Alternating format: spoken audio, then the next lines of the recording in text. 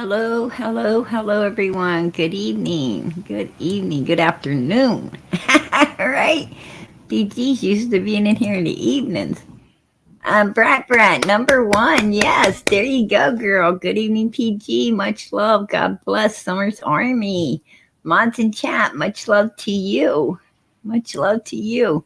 Hey, girl, you number one. God bless. And Sassy Cats, how you doing? How you doing? Happy Easter to everyone. Happy Easter to everyone. This is we celebrate Easter because this is the day that Jesus raised from the dead, right? He come out of that tomb today. Yeah, died on that cross so we could live forever. Came out of the tomb today. Everybody was seeing him before he ascended back into heaven with his Father. God bless. Beautiful day. Beautiful day. Hello, PG and chat. Much love. Happy Easter to everyone all over the world. Amen. Absolutely. Sassy Cats, you number two, girl. Number two. All right.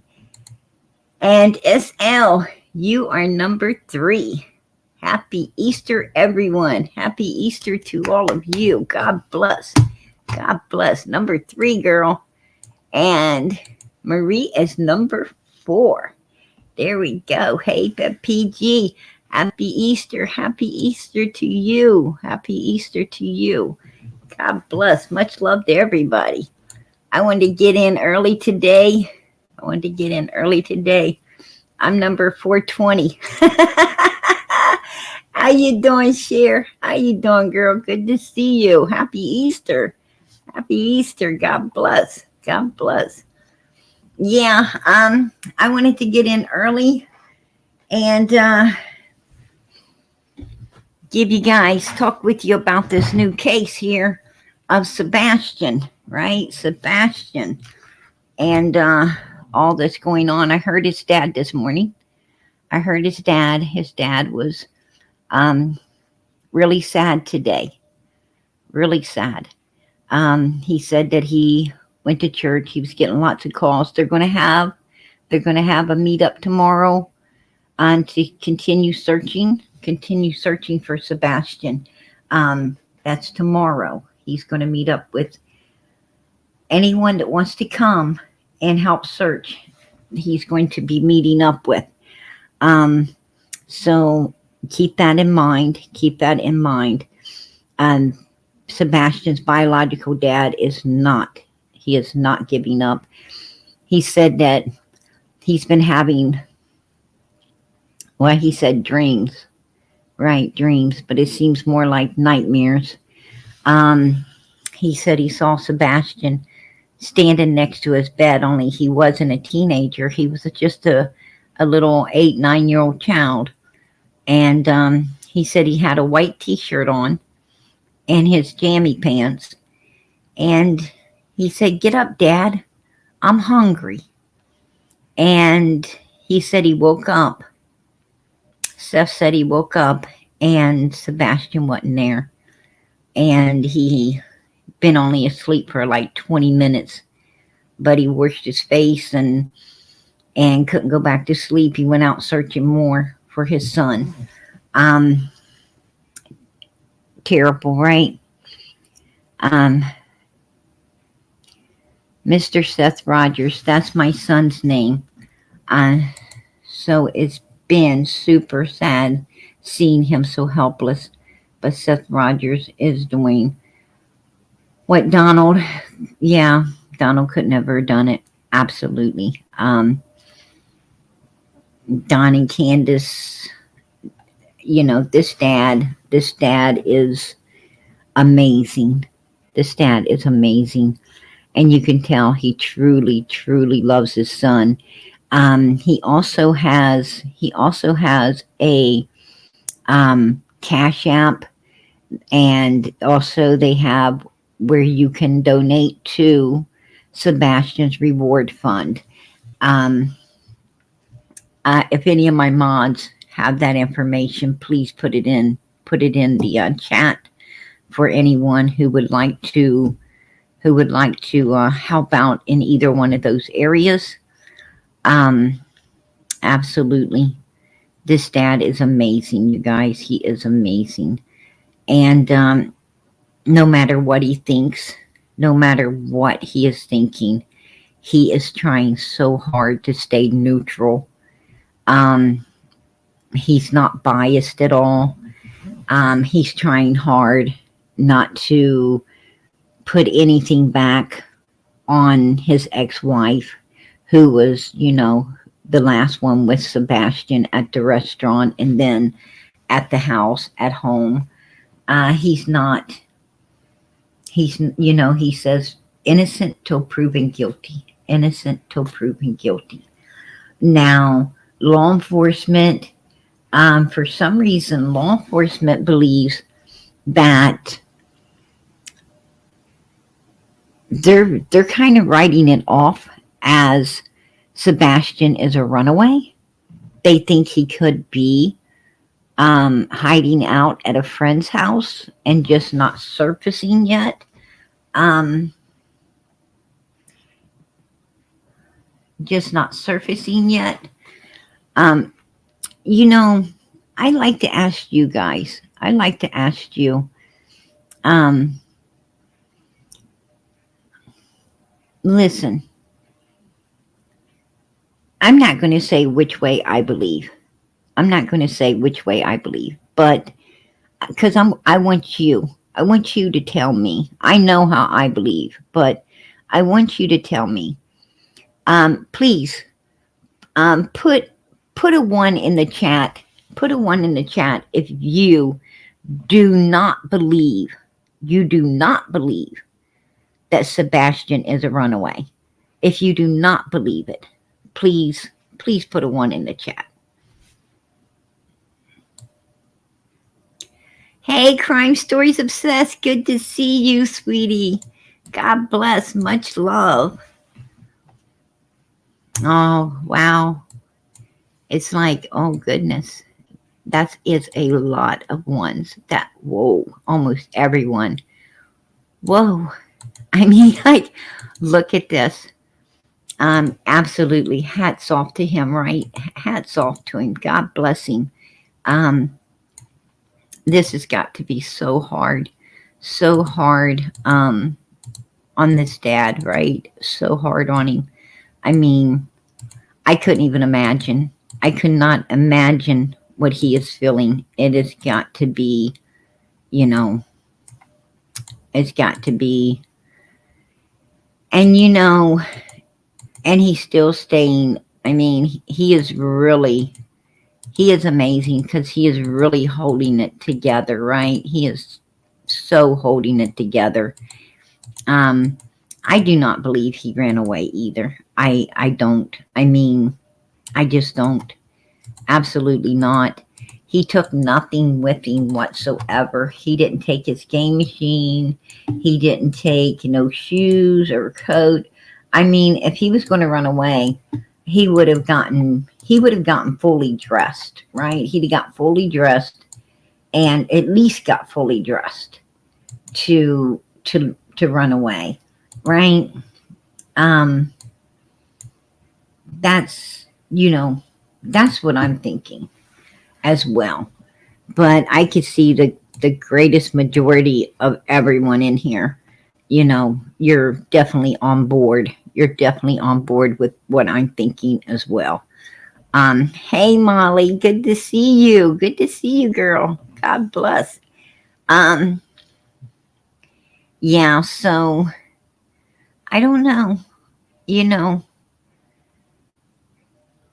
This case has got a lot of mystery, right? It's got a lot of mystery in it. To say the least. A lot of mystery. The child was with the mother.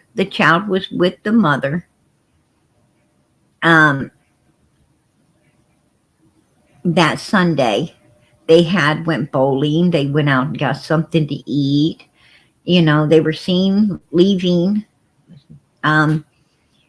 Seth said he actually got to watch the video of Sebastian coming out of the restaurant, leaving with his mom.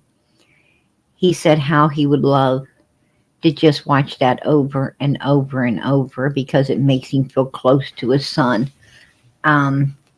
that was sad. That was really sad to hear him. Oh, McBro, happy Easter. Yeah, absolutely sad. You know, he wished he just wished he had a recording of what he saw on that Sunday. He really wished he could have took the recording with him, and and just been able to feel closer to his son as he searches for him out here in this world where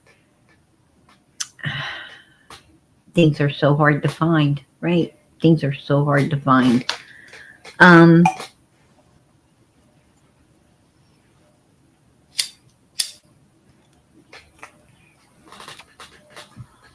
I'm not understanding the mother.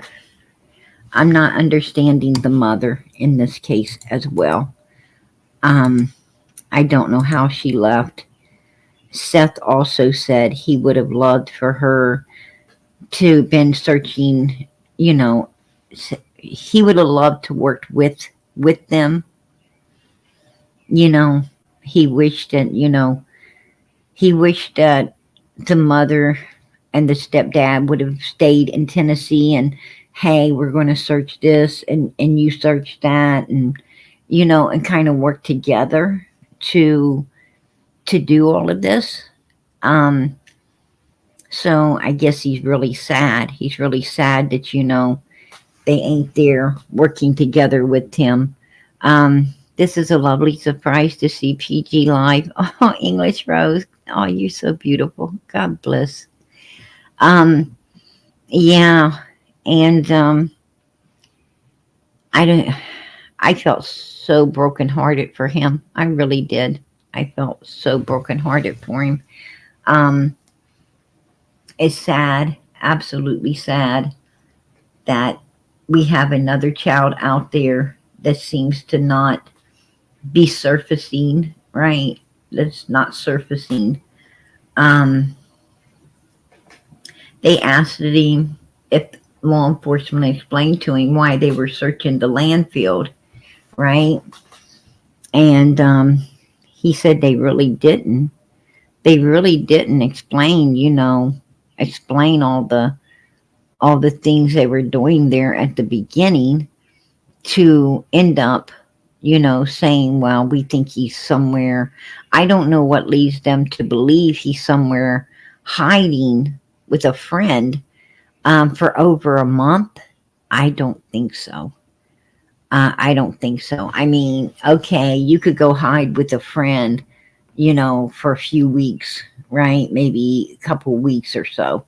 But then somebody's going to turn it in. Someone is going to turn it in, right?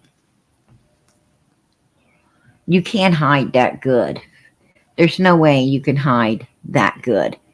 And your friend's going to have to go to school and you're not, right? And the parents, the parents would be like, love it. I mean, I'm not going to prison.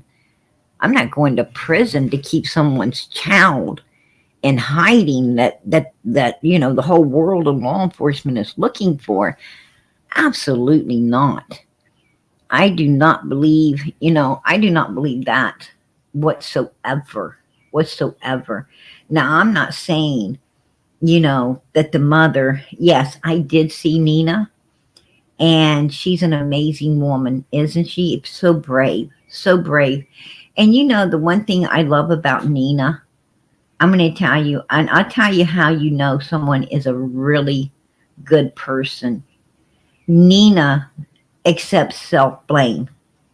She blames herself. And, she doesn't say, it was this someone else's fault or his fault or putting it on. She don't. She said, listen, I should have left and I didn't. I should have done this and I can blame no one but myself for what I allowed this man to put me and my children through, right? She accepts self-blame. And I love that. I love that about her. Even though she knows, you know, hindsight's always better than foresight, right? And even though she knows, that she didn't make the right choices, she's owning up to it.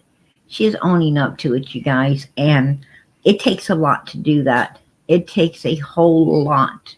Most people wouldn't do it, but she did. And I think she's amazing. I think she's amazing. I think she's amazing for coming out on Sebastian's behalf.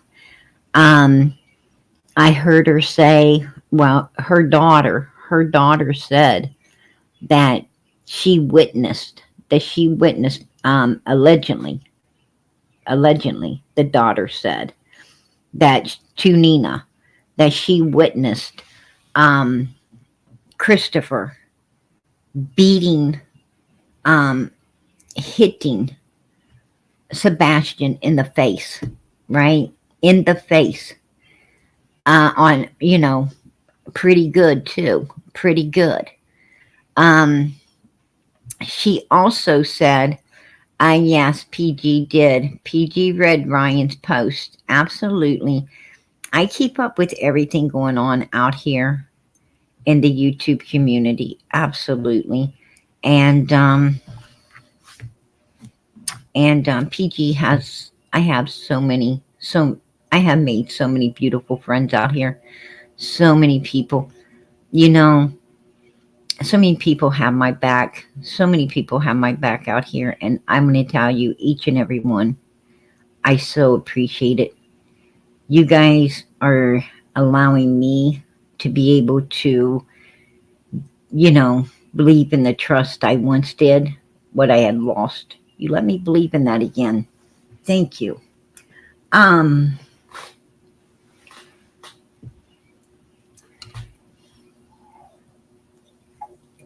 but yeah, um, she admits it. She admits her wrong.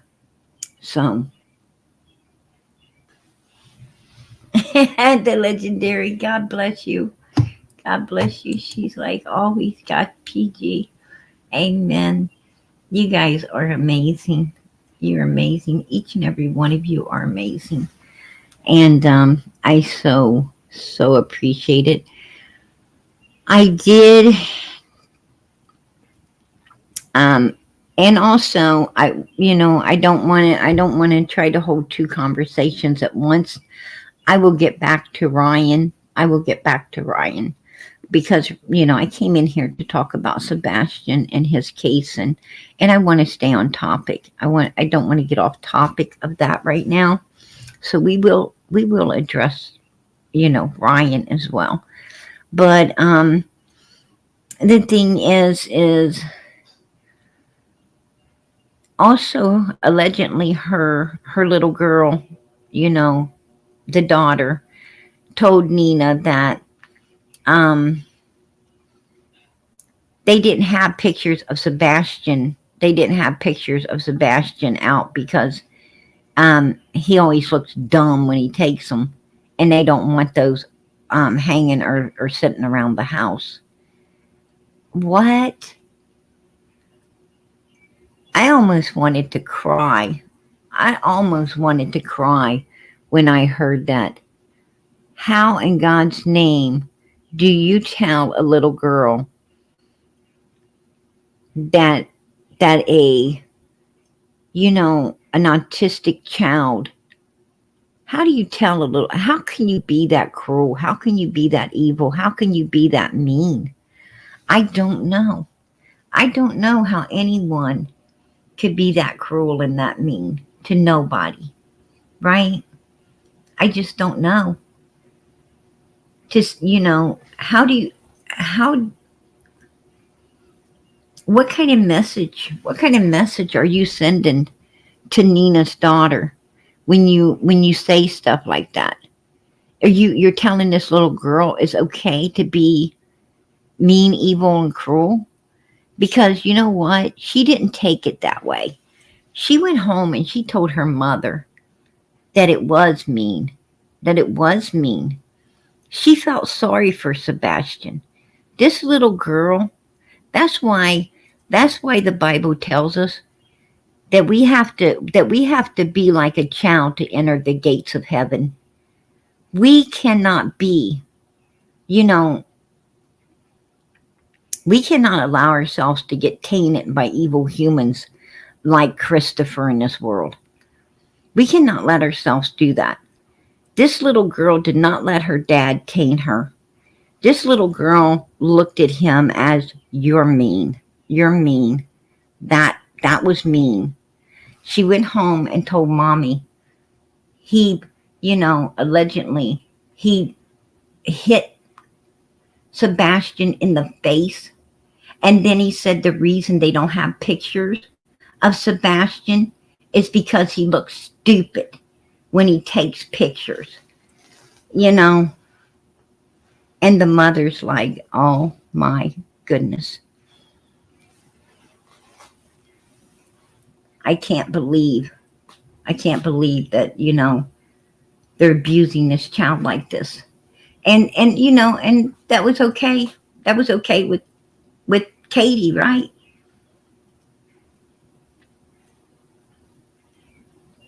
It was okay with Katie to it was okay with Katie to go along with Christopher not to have Sebastian's pictures out in the house, right?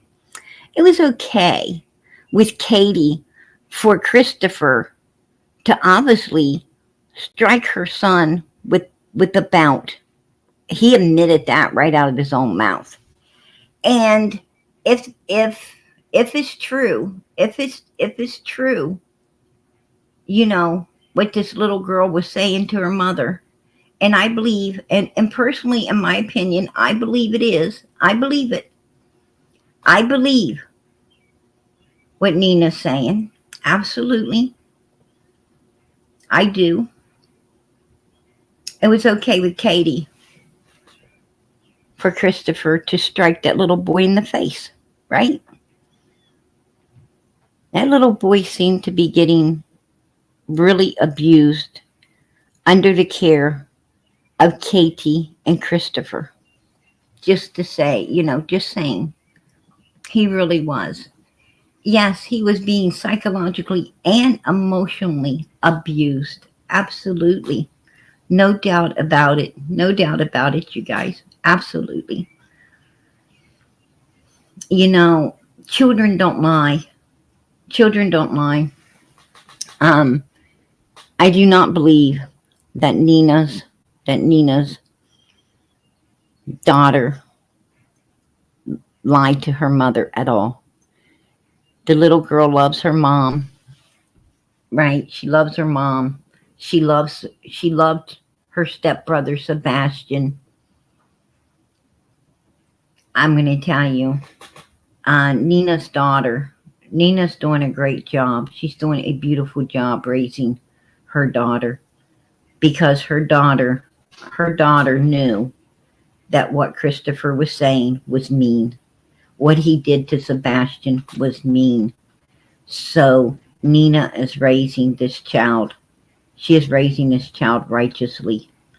And I definitely, want to give her a shout out. I want to give her a shout out for doing, for being such a great mom, and being the number one role model for her daughter. You could tell Nina really loves hard, right? Nina loves hard. That's why she didn't leave that Christopher when she should have, because she's one of those people who do. She loves really hard, and she believes in, she believes in love. She believes in, being there. Um, she don't take things lightly, right? And you shouldn't. I mean, you shouldn't have to. You shouldn't have to. Christopher should have loved her, and he should have loved her and understood her just as much as she was, loving and understanding him. Now he wanted to act like she went out on him or whatever, from what she's saying, no, she went to help with her grandmother. Her grandmother wasn't feeling well. She went to stay with her mom, because of really she wanted to just get away for a while, right? Because of the way he was doing. She really just wanted to get away for a while. But while she was away, he just starts giving away all of her stuff, putting it in a storage. Um, she wasn't doing anything bad. She comes back, actually, to my understandings, while she's gone, he was the one, Christopher was the one that met up with,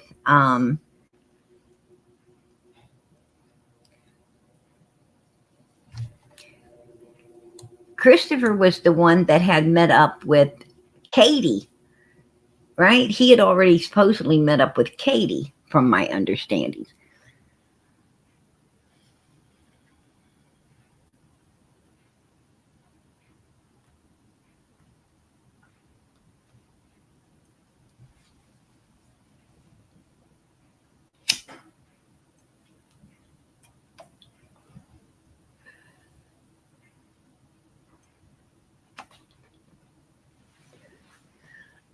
PG, Nina said Chris and his mother had a plan to take Faith away from her. Now Seth was trying to get Sebastian. How do we know Katie and Chris didn't plan for Chris to get rid of Sebastian? We don't. We don't, but I don't, I don't think so. To be honest with you, the way that all of this went down, the way that all of this seemed to go down, I think that it was a spare of the moment. Whatever happened to Sebastian, I don't think that it was planned or well thought out at all. I don't think it was a plan or well thought out at all. Um, if you if you believe that it was not a plan or well thought out at all, put a one in the chat. Put a one in the chat if you think it was not planned or well thought out. And because I think if they would have planned or planned it or thought it out the way the way the Wells did, I believe that Candace, Grandis, and Donald, well, I don't know about how much Grandis had to do with anything, but I do believe, it's my opinion, that Donald and Candace conspired together to do whatever happened to Summer. I think what happened to Summer was planned, thought out, and planned to happen, um, based upon Donald's own actions. Right, driving the different vehicle, firing his coworker to blame it on, all the things. It just seemed like, yeah, Summer was a plan. But whatever happened to Sebastian, I don't believe that was planned out, because I, due to the fact that I think if it would have been planned out, a pair of his shoes would have been gone. Possibly a coat, right? Possibly his jacket would have been gone had it been planned.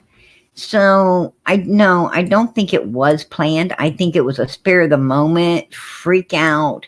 Um, you know, what do you do? What do you do? Right? One of those what do you do? What do you do type things. Um, oh my God, moments. Right? That's what I think, and I think that's why you know I think that's why he's missing with just what with just what he was wearing at the time he was supposed to be in bed, right? I mean, that's that's my theory, and that's what I believe when it comes to Sebastian's case as well. That's what I believe.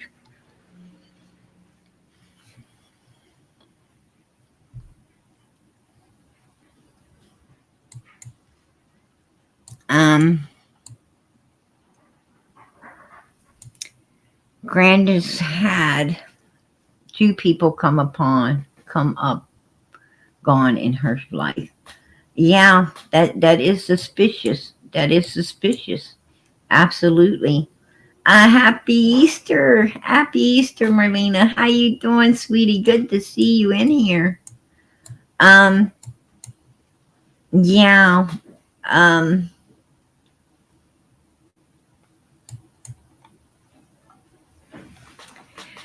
I do hope, and I do pray that there is a happy ending to all of this, right? I do.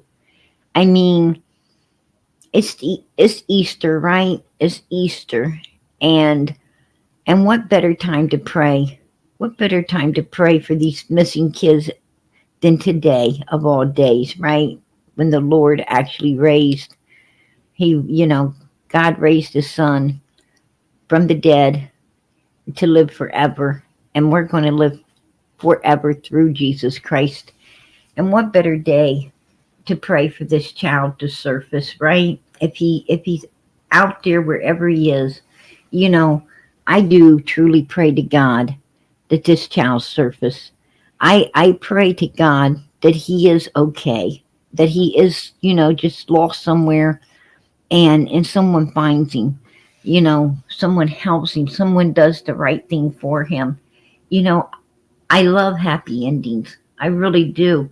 I wish there was a happy ending for all of these missing kids, you know, and but the hard truth is, a lot of times it's not happy endings, right?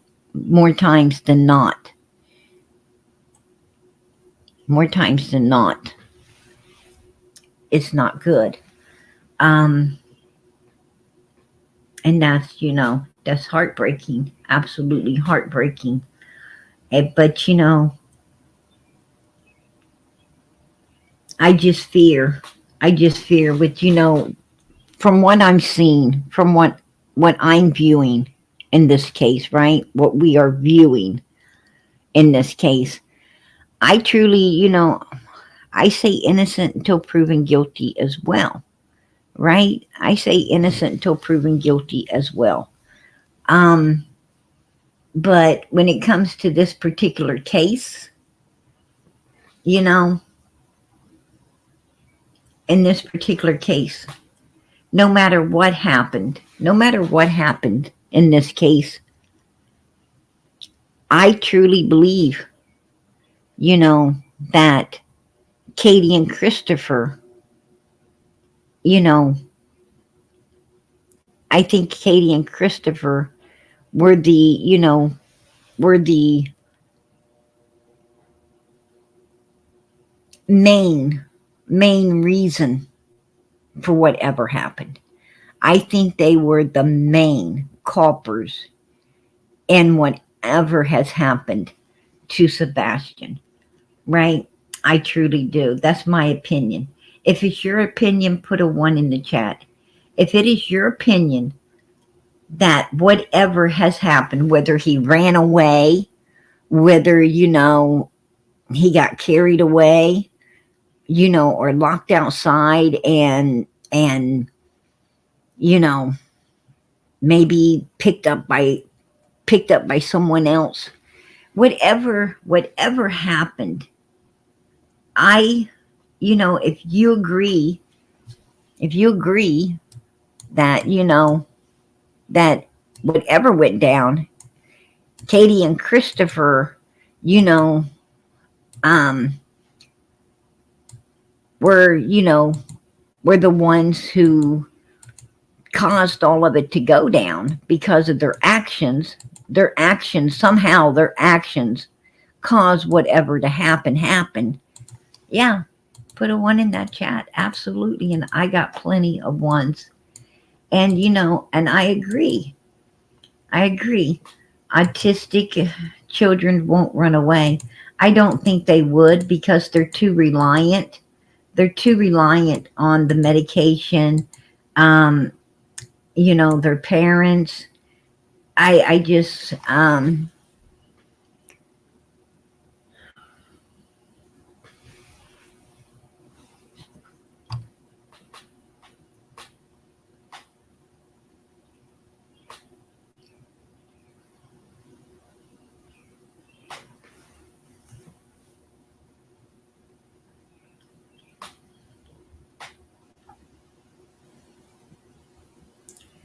Yeah, it's my opinion too. Um, I don't think well, I don't know what happened in Kentucky, but in Tennessee, I don't see an 8-man. I don't see an 8-man being in a rural community where there's six, seven, $800,000 homes. Almost $1 million homes. Some of them probably are. I don't see an 8-man running around in a community like that. Um, picking up autistic children to take care of for over a month. You know, until they're found. I don't, that's bizarre. And you said it happened. I don't know. I haven't heard of that case, but I mean, anything's possible. I know they checked all the sewer lines for Sebastian in the area. I heard they did. They didn't do that for summer. They didn't check all the sewer systems for summer. I don't know why not. No, Sebastian has not ever ran away before. Absolutely not. And at the restaurant that night, he looked so happy, right? He looked so happy. I mean, a child doesn't look. He went bowling, he went out to eat, they got home. There is no reason this child, no reason whatsoever, this child would have, would have fled or ran away. Absolutely not. Yes, they did. Yes, they did, Sassy Cats. They checked the landfill. I'm gonna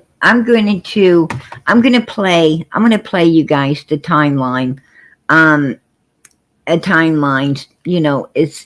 It's everything that's happened so far in this case. Everything that's been going on in this case, step by step. You know, um, I'm gonna let you guys hear. Sebastian Rogers updates. Search by United Cajun Navy called off after receiving threats. A non-profit organization. Now, let me ask you guys another question. Let me ask you another question. Do you truly believe that United Cajun Army got any threats? Do you? I mean, if you believe, put it this way: if you do not believe, that they got threatened any way, form, or how, please put a 1 in the chat. If you think that they just pulled out because they were, if you think they just pulled out for, you know, because they already felt they got everything they were going to be able to get, as in, donations, and they pulled out because they got busted lying about, their search dog supposed to found somebody, and then it was a lie, right? A lie. Yeah, put a 1. Absolutely, that's what I believe. I do not. In my opinion, I do not believe they got threatened any way, form, or how. I think what they got. I think what they got was everything they felt they could come in and milk it for, and then they left. That's my opinion. I'm entitled to that, right? I'm entitled to that. I heard that they was wanting donations to get porta potties and all kinds of things, and then there was no porta potties showing up. Um, you know, that's allegedly. That's what I heard. Allegedly, you know, that sounds,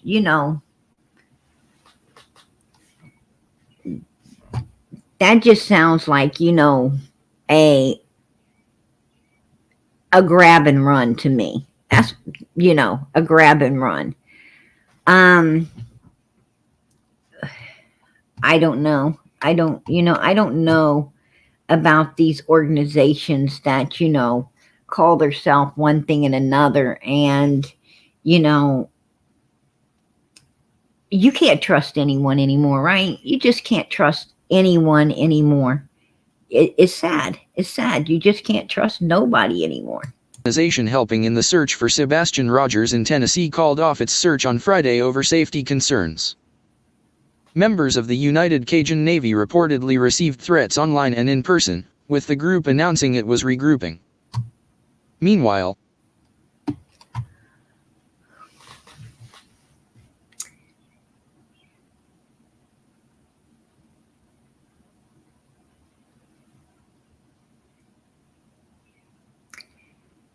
the parents, you know, that's what I'm talking about. The parents are not giving up. The dad, Katie and Christopher Dunn hauled it over to Mississippi. But when they say the parents, they're pretty much just talking about Seth, right? They're just talking about the dad, not, the dad and his mother and the family there who are, who are really diligently doing all they can. But, it's terrible. It's terrible when these agencies that, want we the people to support them. And I have no problem. I have no problem supporting anything that is worth supporting. I have no problem. I will diligently support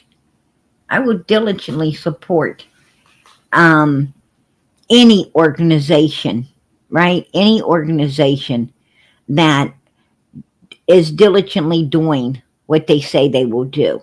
But I am not going to support half-ass humans that make up some name for themselves and, try to pull smoke screens and gaslight and pull the wool over people's eyes just to, to get a grab and go.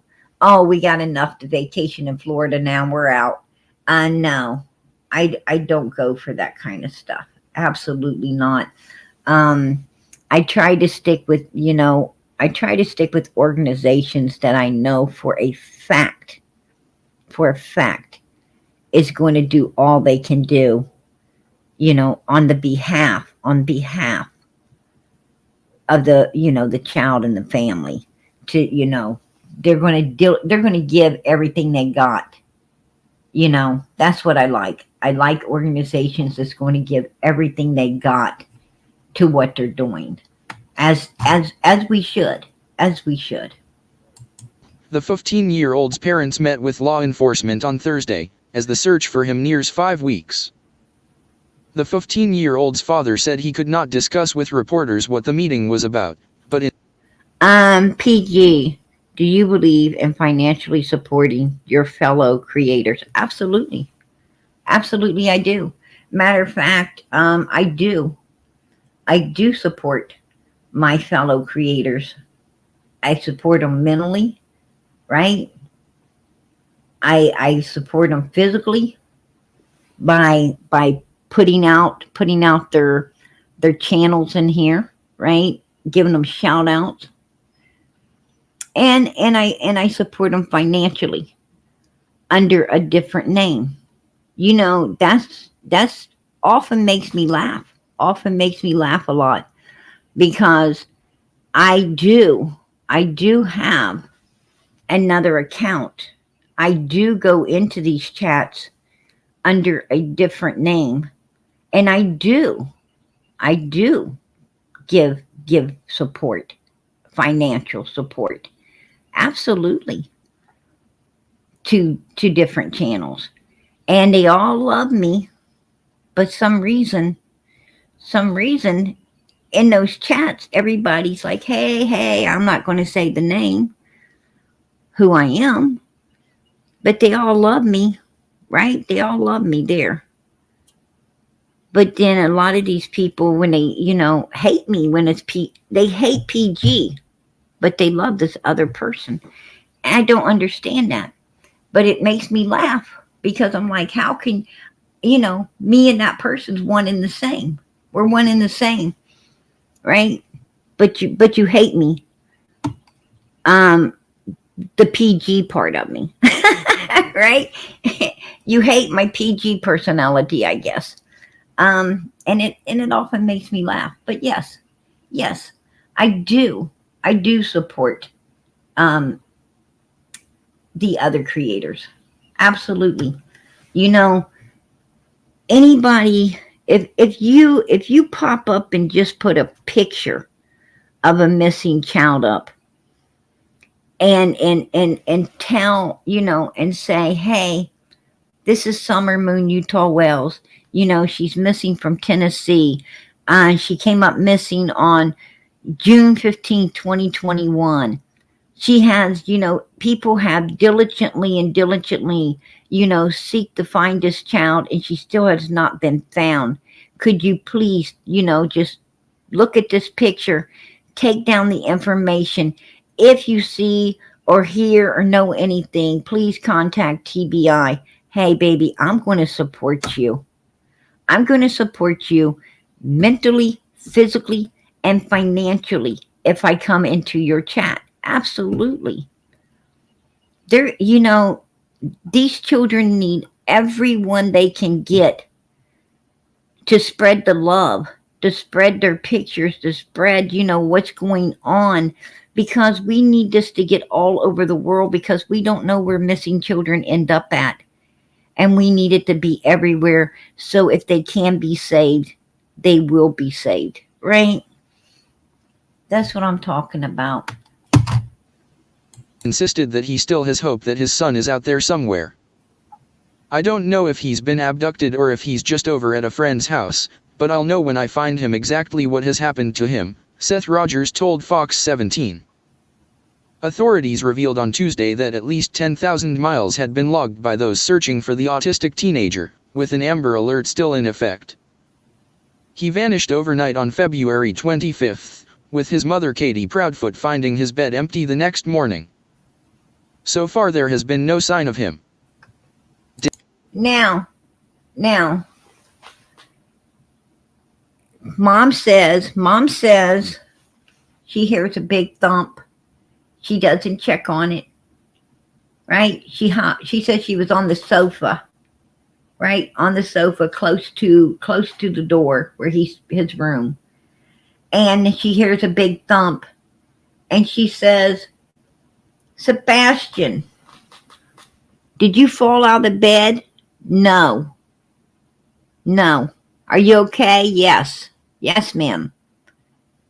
Okay, go to bed. Go to sleep. That's the last she hears of him. Right? She finished talking to Christopher. She talks to Christopher for another, I guess this was around 10 o'clock. So she talks to Christopher for 2 more hours. And then Christopher tells her to put the dogs away and go to bed, right? As if she's 5 years old instead of a grown-ass woman. And she puts the dogs away like Christopher told her to, towards the back of the house, right? Towards the back of the house, more closer to the garage. And she puts them away and she goes to bed like a good little girl that Christopher wants her to. And she gets up at 6 a.m. to get Sebastian up. And he's nowhere to be found, but she doesn't contact law enforcement. She doesn't contact law enforcement till later on, right? She don't contact law enforcement until, more like about 9 o'clock or so. I think that, the kid's missing at 6. Wouldn't you call law enforcement ASAP? Wouldn't you have law enforcement at your house like at 6:15, 6:30? What I'm saying is, if I got up in the morning at 6 a.m. and a child is missing, oh my God, it's like I'm calling 911. I am immediately calling 911. I don't, what can somebody 3 hours away do? They can do nothing for me. I need law enforcement, and I need law enforcement right now, right? I don't care if the kid's out walking in the neighborhood, let law enforcement, they're coming. They're going to help find them. Someone 3 hours away can't help you do nothing, right? They can't help you do a damn thing. So that's what I'm talking about. So why are you calling someone 3 hours away and talking to them instead of calling law enforcement? And why didn't you call the real dad who was right there in the area that could have came and helped? Right? I mean, this guy don't even get a phone call until he's getting off of work around 8 or 9 o'clock that morning. Right? He's going to his car more probably about 9 o'clock. The phone call comes in to Seth. Hey, don't get upset. Don't get, don't be worried or upset, but your son's missing.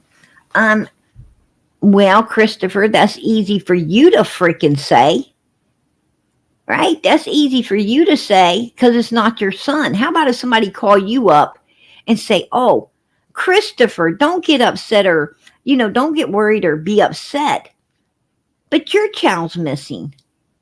How the hell would you take that? How would you take that? Right? Think before you go doing it to someone else, right, Christopher? Think before you go doing it to someone else. I mean, of course, Seth is going to get worried. Of course, he's going to get upset. Of course, he's going to, freak the hell out. And why wasn't he called sooner? If Katie knew that Sebastian was not in bed at 6 a.m, I mean, this ain't even, I mean, he couldn't have got on a school bus or anything. It don't run that early. So why didn't she call Seth? Why didn't she call 911? You got to wonder about this. Just saying. That's a red flag. That's a red flag. Right? That's a big red flag. It sounds to me like at 6 a.m, it was still more of a, what am I going to do? What am I going to do? Now, here's my thing. I haven't heard anyone ask Katie or Sebastian, or not Sebastian, but Seth, the biological dad. I haven't heard anyone ask the biological dad or Katie if Sebastian's bed looked like it had been slept in or not. I haven't heard anyone ask that question. If any of you have heard that question asked, could you please let me know? Have you heard that? Have you heard anyone ask if his bed was slept in or not? Did anyone ask that question? I don't think they did. Also, like, what time did they leave that restaurant?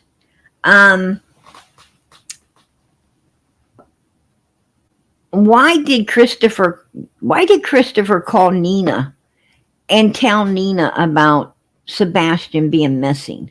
Why did he call and share that information with Nina? I mean, what was the reasoning for him doing that? That's what I want to know.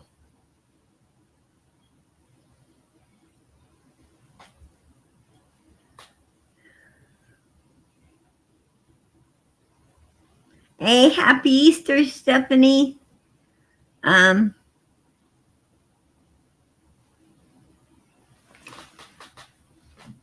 So, was the bed made or not made? I mean, did it look like he slept in the bed or he didn't sleep in the bed? Somebody said that Smalley asked that question. Was so? Did it look like he had slept in? Because I watched Smalley's and I did not hear the mother at any time. I did not hear the mother at any time talk about whether the bed was slept in or not. And because I did watch Smalley's live. And I didn't hear Smalley ask that particular question either. I don't know if she did or not. I'm not saying she didn't. I'm just saying I didn't hear it, right? I didn't hear it. I I just would like to know. I mean, that's one of the first things I want to know is if that bed looked like it'd been slept in or not. There is a new bed in the garage. I heard that too. Yeah, I heard somebody said that Sebastian's whole mattress was missing. I don't know, but I heard his whole mattress was missing. Did anybody else hear that? Put a 1 in the chat if you heard Sebastian's mattress was missing.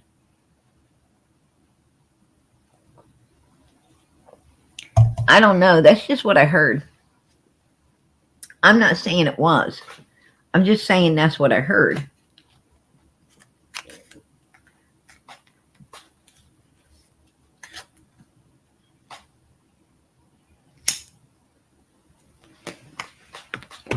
Oh, Smiley asked about the mother's bed being made up last night. Well, I don't want to know about Katie's bed. I could care, I don't care about Katie's bed. I was wanting to know if Sebastian's bed was, had it been slept in or not.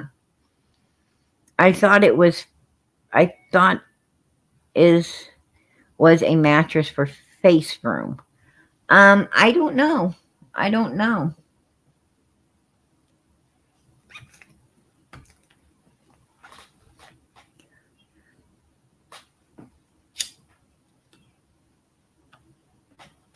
I don't know.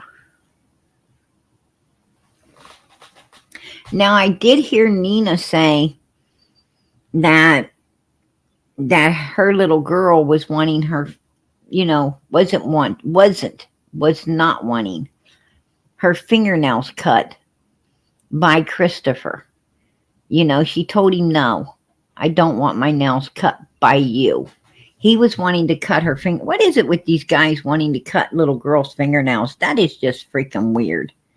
That is so freaking weird. Is that some kind of new shit? I don't know. But anyway, I guess he was wanting to cut her fingernails. And she didn't want him to. And from what Nina said, he brought up the backhand, right? And cut the little girl's mouth, messed her mouth up. And, and from what Nina said, she should not have overlooked it. But she did overlook it, right? She did overlook it. And stayed with him. He probably's like, I'm sorry, this or that, She probably made, provisions. He's just got a bad temper, or having a bad day. And, she kind of wrote it off. It won't happen again. They always say it won't happen again, right? And it does. Next time, even worse. Yeah, the best thing Christopher could have ever did for Nina, the best thing he could have, really, she should thank him. Nina should thank Christopher for giving all of her stuff away. He should thank her. She should thank him for putting her out of his life, right? Best thing that guy done, the best thing he ever done for Nina was put her out of his life. He done her a favor. He done her a favor, right? I don't, sometimes when a woman is in that type of abuse, she can't understand it until she's out of it. Her eyes ain't open until she's out of it, right? Until she gets away from it. And then she gets a clear head, right, of how abusive the situation was. And, but as long as they're in it, as long as they're there and they're in it and they feel stuck, man, they're lucky, they're lucky to make it out. They're lucky to make it out. A lot of women are very lucky a lot of women don't. A lot of women do not make it out. And a lot of women's children do not make it out. So he absolutely did her a favor, by doing what he done, you know, in my opinion. I would have, personally myself, I don't know. I'm going to tell you something. You backhand my child, and it's probably going to be the last child you ever backhand, right? That wouldn't set well with me. That wouldn't set well with me at all. I don't think so. I don't think so. You attack my child, and oh my God, it wouldn't be good. It wouldn't be good at all, right? Not good at all. It probably, most women, whoa, baby. You just don't want to do that. You don't want to do that. I'm going to tell you, women can be a woman. She could become real violent when you touch her kid. She could become super violent if you touch her child. I don't think you want to mess with a woman's, you don't want to be grabbing her or attacking or doing anything to a woman's child. I mean, that's insane. That's insane. I mean, I don't know what you're wishing for, buddy, but you might just get it, right? You might just get your wish doing stuff like that. And I'm going to tell you what. And if you think a mother can get violent if someone's attacking her children, man, you should see a grandmother. You should see a grandmother. A grandmother? Oh my goodness. I'm going to tell you something. I don't know. You don't think grandma's got much energy, but I'm going to tell you what. Grandma, man, she could come out of nowhere, right? You're like, whoa. I didn't think she had that in her. But yeah, I'm going to tell you the next best thing to a mother is grandma. Right? You ain't got a babysitter. You might want to let grandma watch them. Because I'm going to tell you, ain't nothing going to happen to no kid with grandma watching it. Key points. The 15-year-old vanished from his home in Tennessee on February 26th. Sebastian's parents have met with law enforcement. Searches called off due to security concerns. Missing Sebastian Rogers' mother believes someone has her son. Investigators say they have seen no sign of Sebastian. Lights seen in driveway were from trash collectors. One of the big talking points around the night of Sebastian's disappearance has been the appearance of lights on a doorbell camera close to the house, with theories that this was the boy or his abductors leaving. Mr. Rogers said that this is nonsense and the lights were in fact trash collectors. He also said that there are no signs that the 15-year-old had been speaking to anyone suspicious on his cell phone and no indication that he was planning to run away. Katie Proudfoot told Crime Stories with Nancy Grace on Monday that she feels someone has her son and that she couldn't understand how the 15-year-old could not have been found yet otherwise. I feel like if he had been close to the house, or had walked off, that we would have found him by now with as many people as have been searching, Ms. Proudfoot told the podcast on Monday. Now, what else is she going to say? What else is Katie Proudfoot going to say? What else is she going to say? Right? I mean, of course. What did Don and Candace say? What did Leilani say? What did Leilani say? I hope someone's got him. I hope they're being good to him. I hope they're feeding him. That's the only explanation, is someone took him and they have him. What else is a parent going to say when a child comes up missing, right? In a suspicious way, like Quentin did, like Summer did, right? Like these other children do. What are they going to say? They sure in the hell ain't going to say, anything to incriminate themselves, right? Sebastian's mom and stepfather Chris Proudfoot were grilled by Nancy Grace, who asked them to clarify their whereabouts the night Sebastian disappeared in Hendersonville, while also calling on experts to give their views on the case. Searches called off due to security concerns. Searches called off due to security concerns.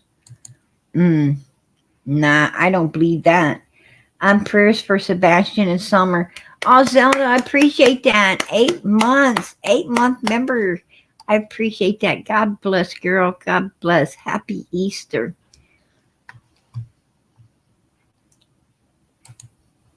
A group organizing searches for Sebastian says it has called off an event today. The United Cajun Navy cited increasing security concerns as the reason for suspending its activities on Friday. This decision was not taken lightly as made with the safety of all volunteers in mind, the group said in a Facebook post. We want to thank all the volunteers that planned to be out searching today. Sebastian's parents have met with law enforcement. As the search rumbles on, Sebastian's father Seth Rogers, mother Katie Proudfoot and stepfather Chris Proudfoot all met with the Tennessee Bureau of Investigation on Thursday. Mr. Rogers told a local reporter that he could not share what was discussed but that he came away from the meeting feeling positive. "Oh, I always have hope.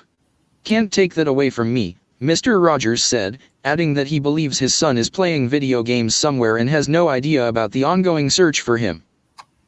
Sebastian's mother said she has been crying for a month. Sebastian's dad says he is hoping for Easter miracle.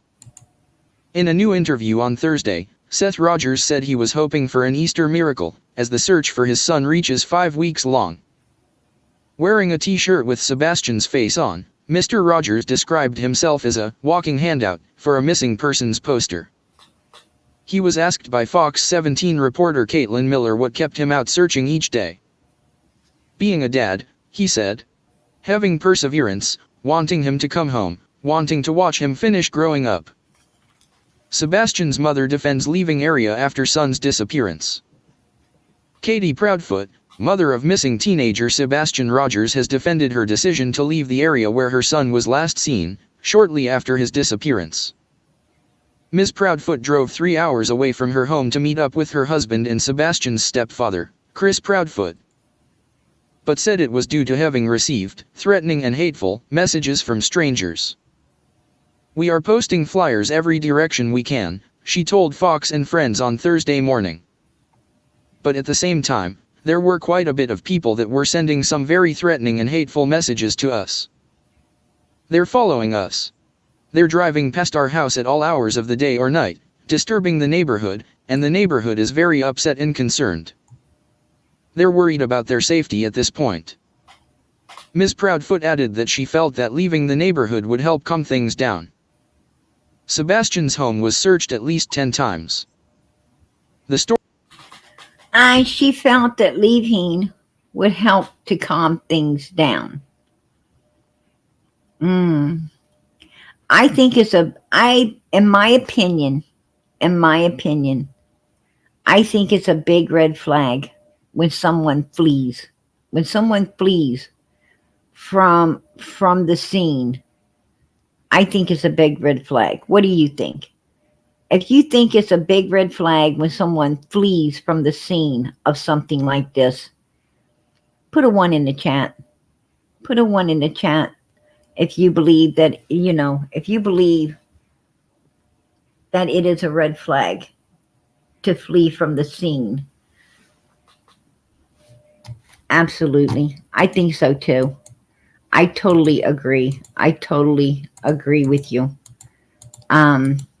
It absolutely, that is a big red flag when people flee from the scene of something going down. you know, I just feel they got something, you know, they want to get away. They want to get away because, they need to get away, right? They need to get away. Absolutely. Um, that's how I feel as well. You know, uh, I'm going to tell you, a team of horses, a team of horses could not drag a real mother away who has a missing child, right? That has a missing child. A team of horses would not be able to drag that mother out of there, no matter what. She's going to be like, look, Christopher, either you stay and you support me, or you get the hell on fucking out of here, because I'm not leaving. My son could return anytime. I don't know where he's at. He could come knocking on this. This is the only place he knows. He could come knocking on this door, and I'm not here to answer it. I don't think so. You need to leave, right? If you want to go and do what you want to do, go do it. But don't expect me to be doing it as well. Absolutely not. You know, she left because she wanted to leave. She got out of there because she wanted to get out of there. She got out of there because she basically got out of there because, you know, in my opinion, she got out of there because she knows somehow, somewhere she had all to do with whatever went down. Okay? That's how I feel. That's how I feel. Maybe, she was like, okay, you don't want to go to bed. You don't want to go to bed. Look, then, she's trying to talk to Christopher on the phone, right? He's in the room making all kinds of noise. Okay, you're not ready to go to bed. Then go outside and cool off. And then, and then she gets off the phone. She doesn't remember, if he comes back in or not. She goes on the bed. She didn't care. And she gets up the next morning. Well, maybe he couldn't get back in. Maybe he couldn't get back in, maybe she don't know where he went, right? She don't know where he went. That's a possibility. That's a possibility. I'm not saying that is what happened. I'm saying it's a scenario. But if you do this to your child, if you do this to to an autistic child, then it is your fault. It is your fault. Because, Christopher should not have been more important than her son. If her son was making noise, he wasn't going to bed, then she needed to hang up that damn phone, right? Because he is autistic. She needs to hang up that damn phone. She needs to go in that room. She needs to, hang out with him, talk with him, read him a book, do something, sing him a song I don't even know, right? Or watch some TV with him and let him fall to sleep. And you know what? If Christopher wants to talk on the phone after she gets her son to sleep, great, right? Great. Call me back. But if you don't, who gives a damn? There you go, right? Yes, he is laughing. He is laughing. Matter of fact, someone, there was somebody who contacted him and asked him about what Nina was saying, right? And he puts LOL. He puts LOL, right? Laugh out loud. Yeah, he sure did. Absolutely. Story so far, frantic searches and emotional interviews. From a pond being drained, to a reward for information in a mother's tearful interview, the search for Sebastian has now passed the 1-month mark. It's a month since the Tennessee Bureau of Investigation posted this to its X account, announcing that an Amber Alert had been issued for Sebastian Rogers. It is one of only 2 active alerts nationwide, with the other being for missing Wisconsin 3-year-old Elijah Vu, who has also not been seen for a month. 1/3 of autistic kids who wander are trying to escape stressful situation. An autism expert has explained that Sebastian's special needs would likely be affecting him greatly. Speaking to Nancy Grace, Courtney Lasky from Little Stars Therapy said that children typically have deficits with communication and social skills. If, in fact, he is with someone else who does not know him well, that would be entirely out of his routine. He could be engaging in behaviors which he has not engaged in before. He could be looking for an escape, a way to get out of those adverse situations, Ms. Lasky said. She added that not every autistic child will wander, but that 36% of those who do are doing so to get away from a stressful or difficult situation. Watch, Sebastian. There you go. Most of them do not wander. Most autistic children, like the biggest majority, will not wander off or anything. There's 36% that do, right? Does it because they're in a really stressful situation, something that, an abusive, right? An abusive situation.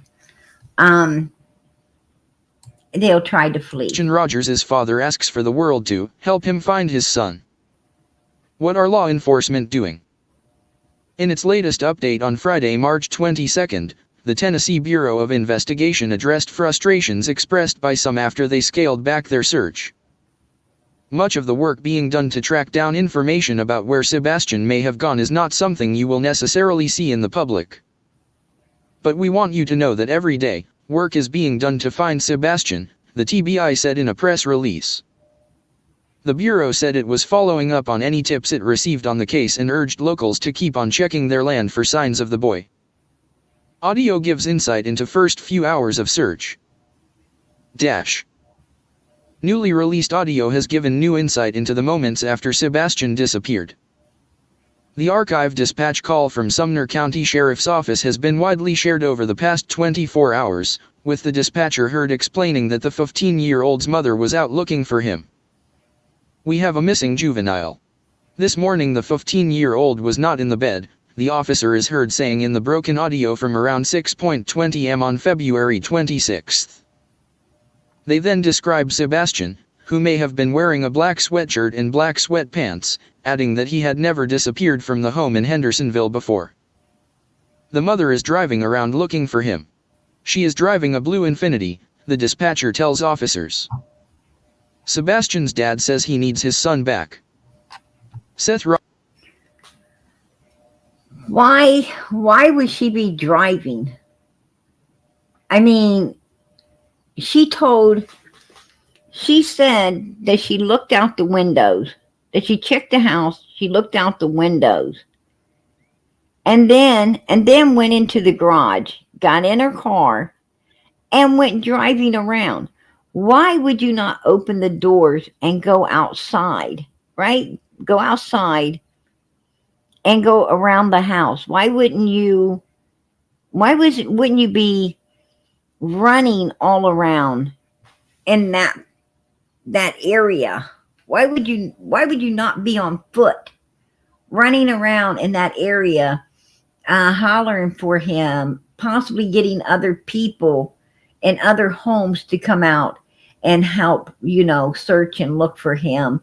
I don't understand. Why would you be driving? I mean, why? I mean, if your car was out in the driveway,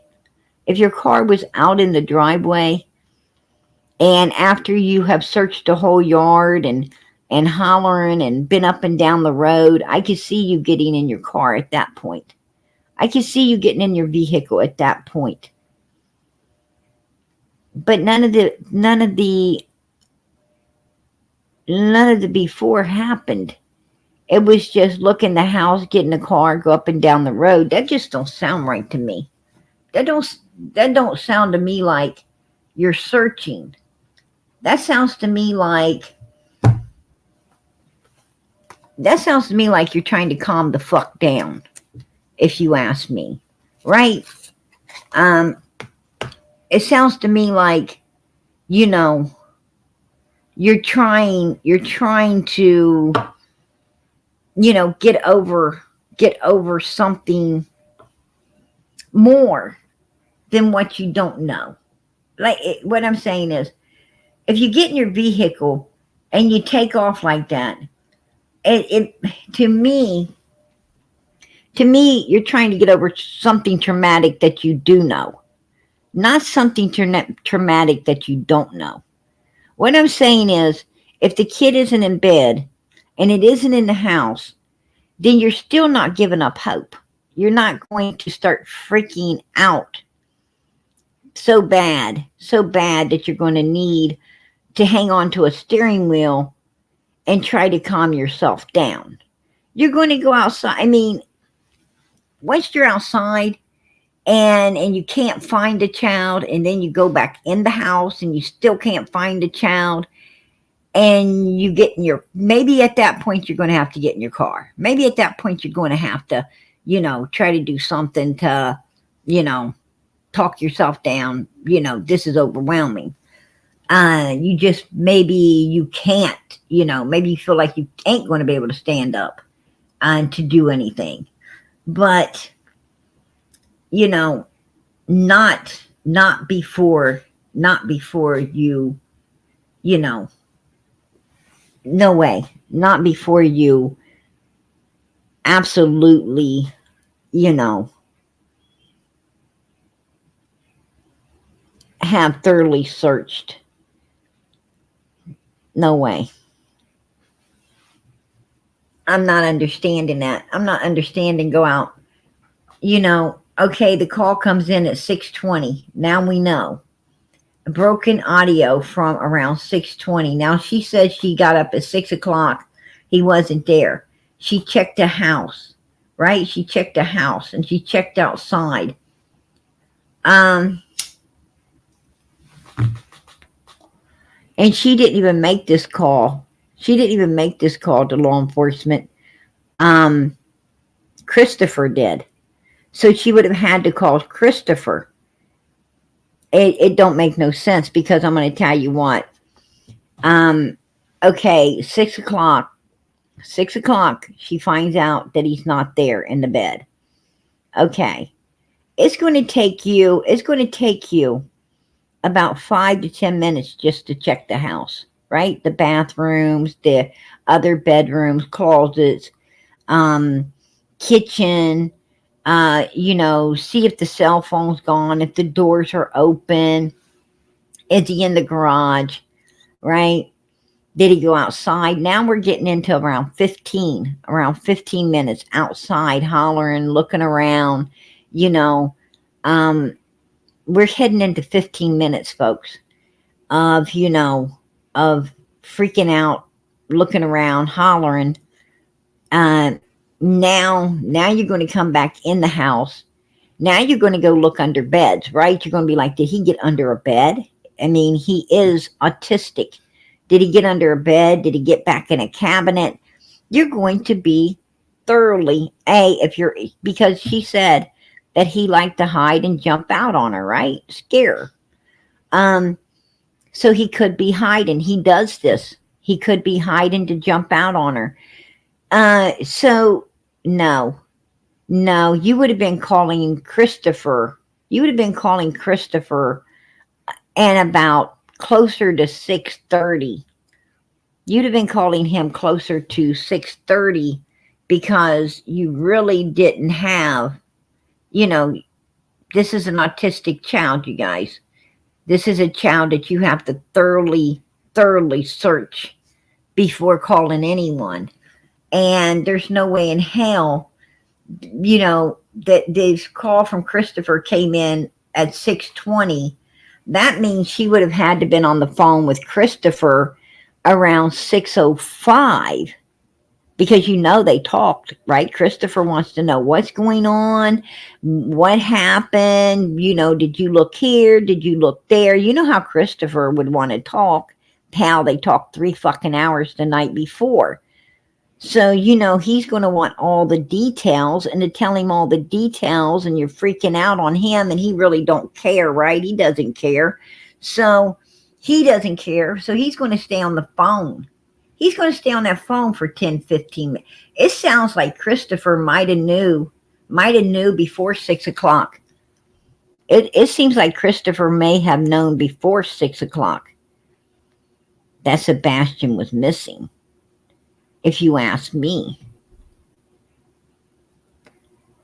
Because what it sounds like, if the call went in at 6:20, it sounds to me like she got up, called Christopher, and they waited around to call 911, right? They waited around to call 911 around 6:20.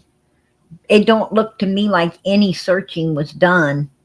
Any searching was done. I think she got in the car and went driving up down the road, you know, like I said, just to calm down. She was trying to get her nerves together. She wasn't ready to face law enforcement. That was like, what can I do? What can I do? You know, what am I going to do? What am I going to do situations? Yeah. So no, that don't sound right. That phone call went in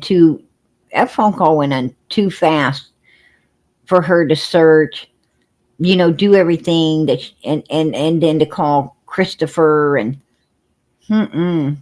there's no way in hell you're going to search a whole house, a whole freaking yard, a garage, right?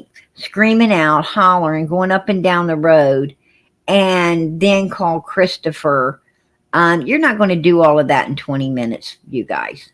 You're just not going to do all of that in 20 minutes. It's going to take more than 20 minutes to do all of this. Just saying. So that's a big red flag. That call went in too quick. That call went in way too quick for her to have went to his room at 6 o'clock to wake him up. He's not there. Right? He's not there.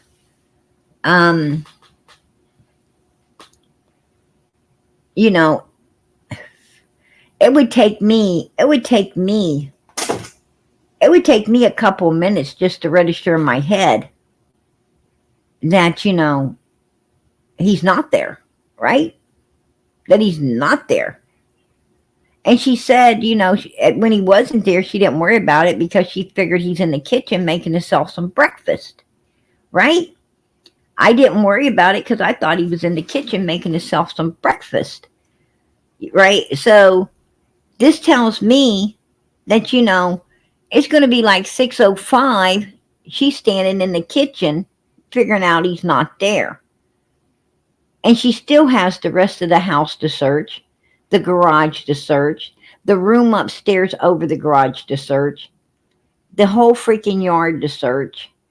But yet a phone call goes into law enforcement at 6:20. I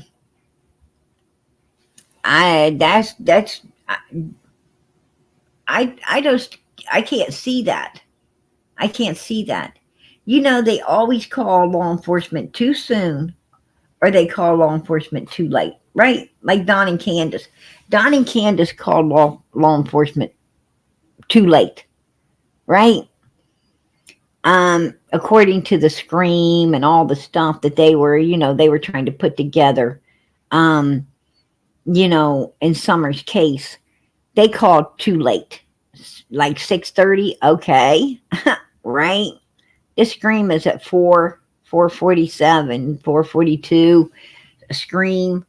No, this shit ain't adding up. It's not working out, right? What you're saying is ain't the timeline, the math on this is all off. So for Don and Candace, they waited a little too late. They should have been calling law enforcement around, I say, somewhere between 5, between 5 and 5:30. That's when they really should have been calling law enforcement, to make it, to make the time frame add up more to everything that's supposedly going on. So they called too late. And it seems like in Sebastian's case, they called too early, if you ask me. They should have waited. For Sebastian, She should have waited to at least, you know, 6:30, between 6:30, 7 o'clock, because that would have gave, that would have been, you'd have been able to believe that she really searched for him, right? She really searched for him. She really did all the things that she said she done, and then got a hold of Chris, and then got a hold of law enforcement, you know. And I believe she said she even got in her car and went to the school, and she didn't call Chris till after she went to the school. So how the hell is she going to get all the way to a school? How is she going to check the house, check the yard, check the garage, check the upstairs room, check the streets out around her house, and then drive all the way to a school where he isn't, right? Where he isn't, before calling Chris?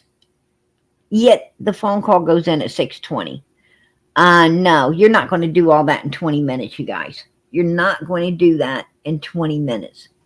That's crazy. That's insane. And yes, I heard her say out of her own mouth that she drove to Sebastian's school. Put a 1 in the chat if you heard her say that she drove to his school, even drove to a school, and then she called Chris. She called Chris at that time because she was too shook up. He wasn't there. He wasn't there, and that's when she called Chris. I heard her say that on Smalley's. I heard it with my own ears. And Chris's phone call goes in at 6:20.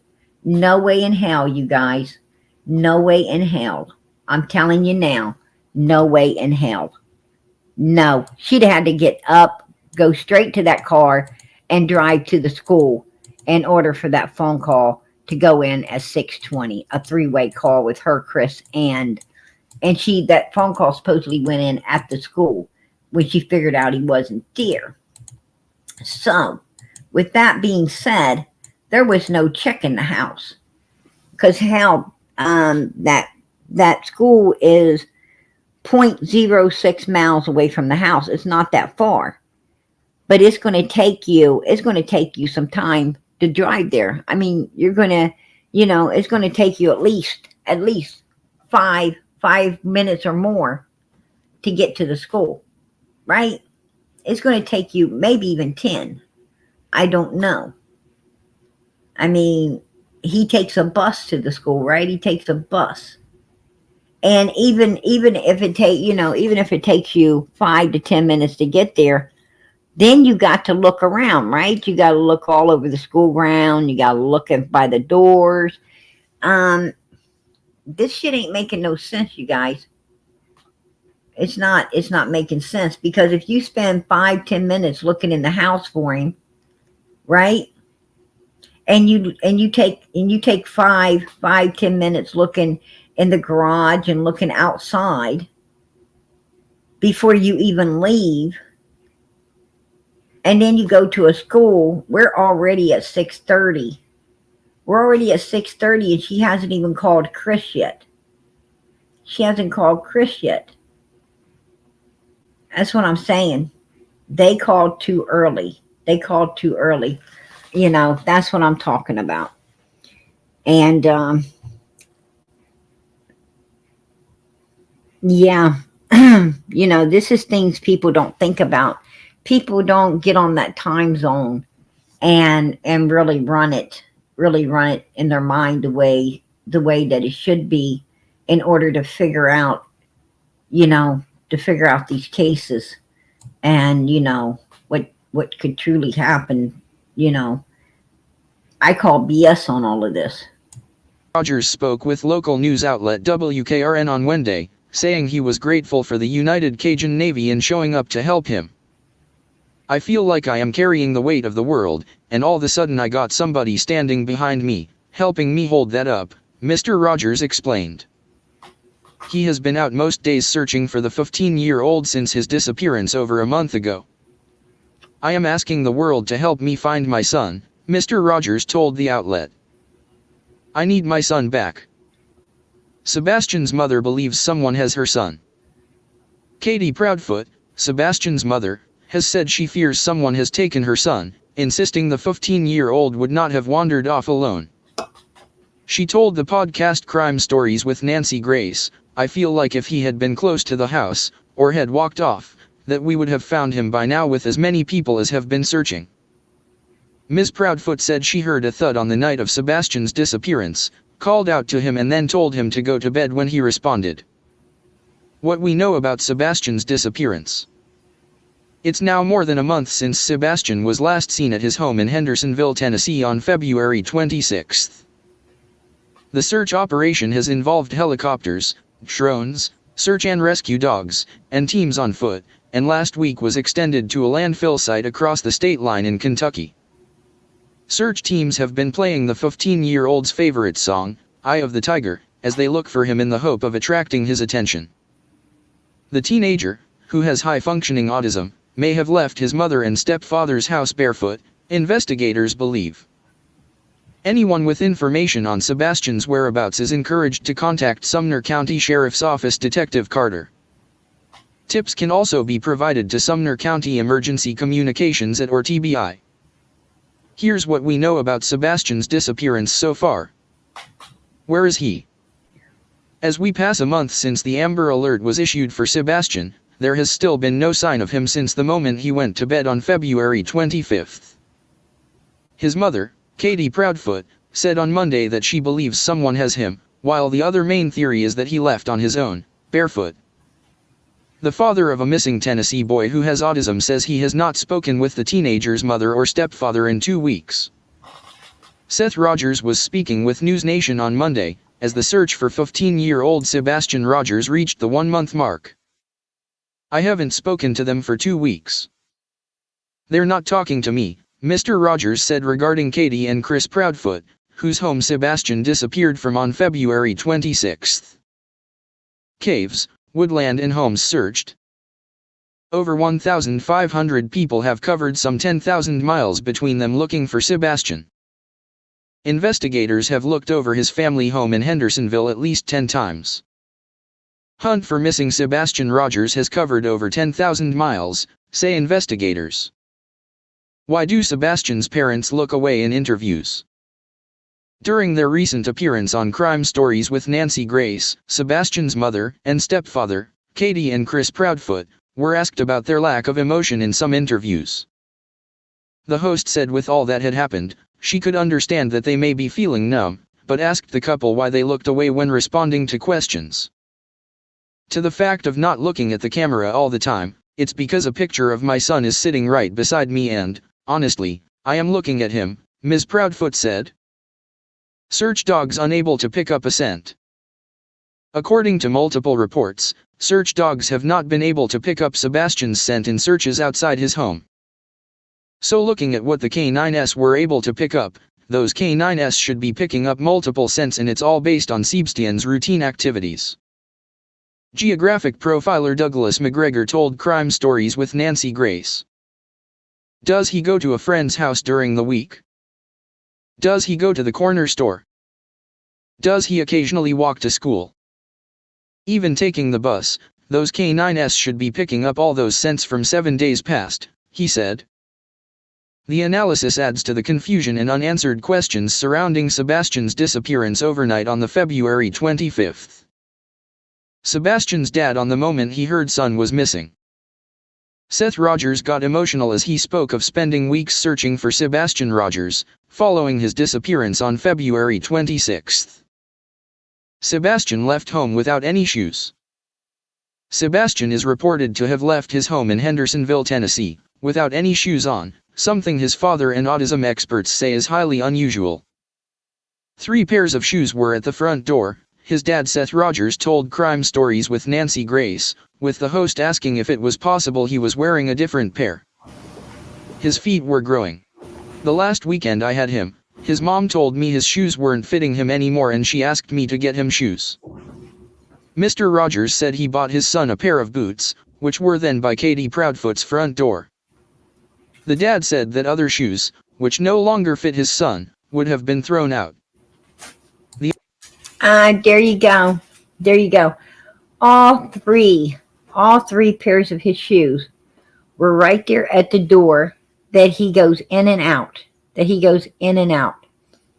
Um,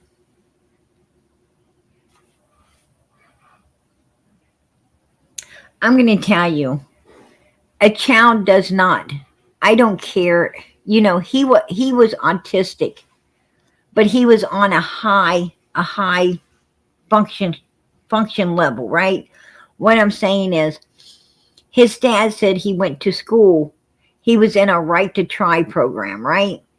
What I'm saying is, he was going to school with regular ed students. He was in the classroom learning on the same level as regular ed children.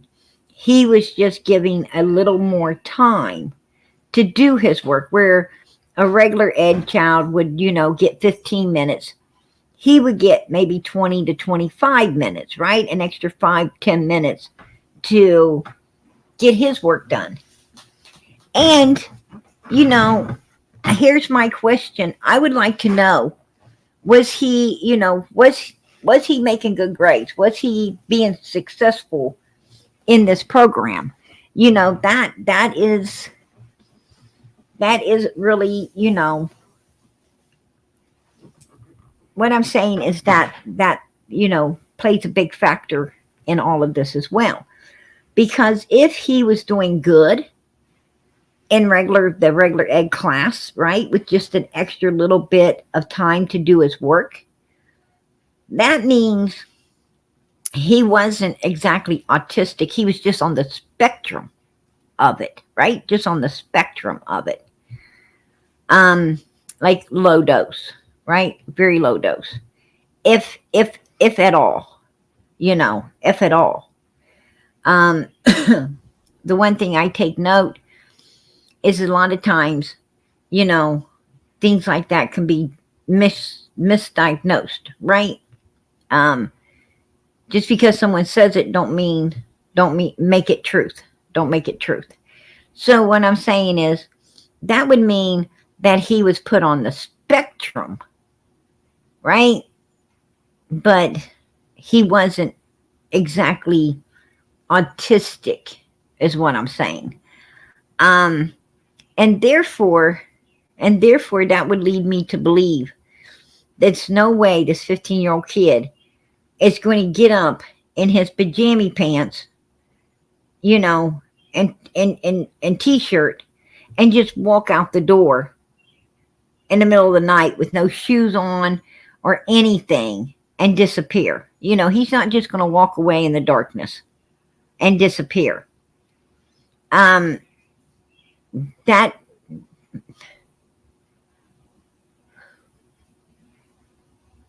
I think that is like asking us. Here's how I feel. That is actually, they're trying to take advantage of our mentality level, right? I mean, I'm kind of offended. If you ask me. I'm offended that they seriously would think we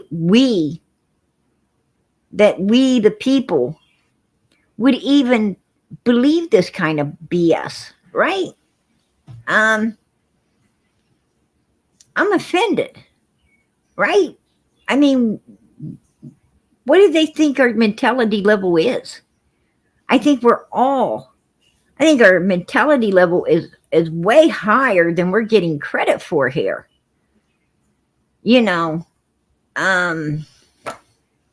What I'm saying is, I don't like people trying to blow smoke up somebody's backside, right? And that's what it seems like. It seems like, that's what's going on in this case right here. That's what's going on in this case right here. Basically, law enforcement doesn't have anything, right? Basically, what's going on is law enforcement has nothing. They have nothing, because when they got there, and no reason to take fingerprint, they could tell the house had done been swooped clean, right? They could tell that house had done been swooped freaking clean.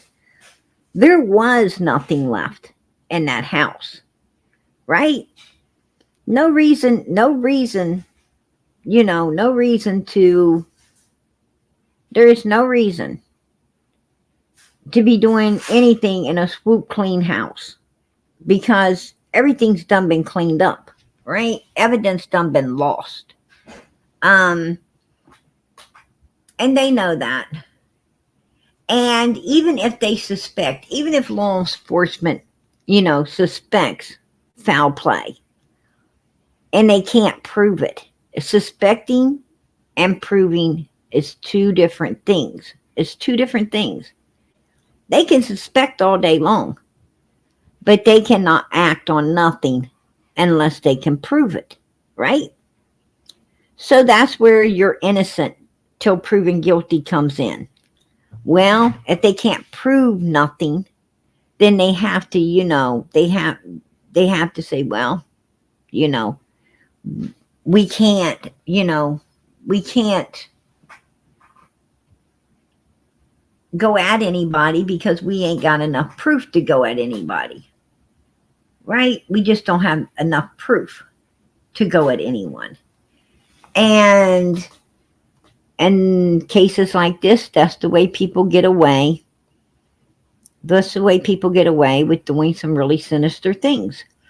You know, um, I find it funny that, that even the trash people themselves called and said, uh, we didn't check, but the trash was extra heavy this morning. Um, we might have dumped the kid, right? We might have dumped the kid. Um, we don't know. And then they're out there searching the landfill, right? They're out there searching this landfill now. But what's the odds of them finding? What's the odds of them finding this child amongst all that garbage? I'm going to tell you what's the odds of it is. Slim to freaking none. Slim to none, you guys. Once something's been put in the garbage like that and taken out in a landfill and dumped with everything else, you're looking for a needle in a haystack. I mean, they found Quentin by the grace of God, right? They found Quentin by the grace of God. So, with that being said, and Tennessee isn't Georgia. Tennessee don't have Georgia law enforcement, right? I mean, also they're sending people out there. A lot can happen to these guys. A lot can happen to these people in that landfill. They're taking a big risk checking that landfill, right? A big risk. And a lot of them just don't want to do it. A lot of them don't want to take that risk. They don't want to do it. And, and it's a lot of money, a lot of time, a lot of everything. You have to be like the sheriff in Georgia, determined. That sheriff was determined to find Quentin. I mean, he wasn't going to stop until he found something. And that's why Quentin was found.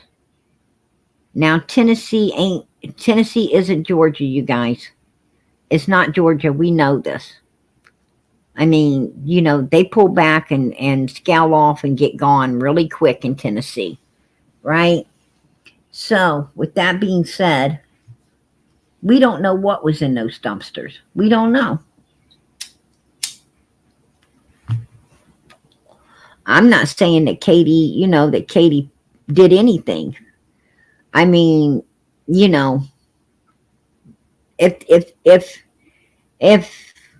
the boy couldn't get back in, he couldn't get back in the house. If he was outside, he couldn't get back in. He might have got down in the dumpster to stay warm. He might have thought that would shed him from the cold, right? A lot of kids climb in trash cans. A lot of kids climb in. I mean, adult humans climb in dumpsters, don't they? I mean, dumpster diving is like a sport for a lot of people.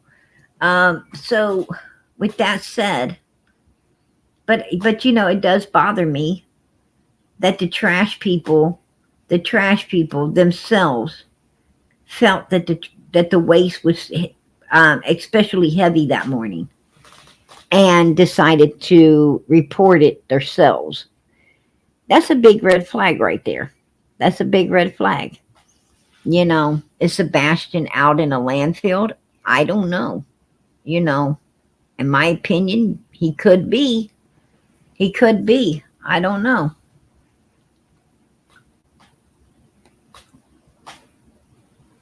Oh yeah. No, um I believe there is pictures. I believe there is pictures of them checking the landfill for Sebastian, because I was really upset. I was really upset when I heard that they checked the landfill for Sebastian but not Summer. That's how I know. I know for a fact. I heard them say they did check it, and I believe there was pictures of it, um, of them out there. So yeah, yeah, and they said they also checked all the sewer systems, which they didn't do for Summer either. You know, and that's why I was watching this case really closely. Is because they seem to be doing a lot of things that they didn't do for Summer. TBI seems to be doing a lot of things they didn't do for Summer. The only other pair of shoes Sebastian owns is some slippers, which he uses to take out the trash. Nancy Grace said she was asking about a detail like this because Sebastian's routine showed that the circumstances around his disappearance were out of the ordinary. Sebastian's mother addresses lack of emotion in interviews. Katie Proudfoot was quizzed on Crime Stories with Nancy Grace about accusations she has not shown much emotion about her missing son. Sebastian did not take his phone. Seth Rogers, Sebastian's father, has said that his son had not taken his phone with him when he vanished. Mr. Rogers said that whenever the 15-year-old had access to his phone, he would enjoy watching videos of people playing Minecraft.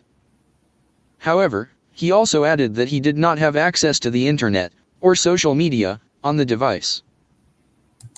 Now, put a number 1 in the chat if you find it funny that Sebastian's phone was in the kitchen.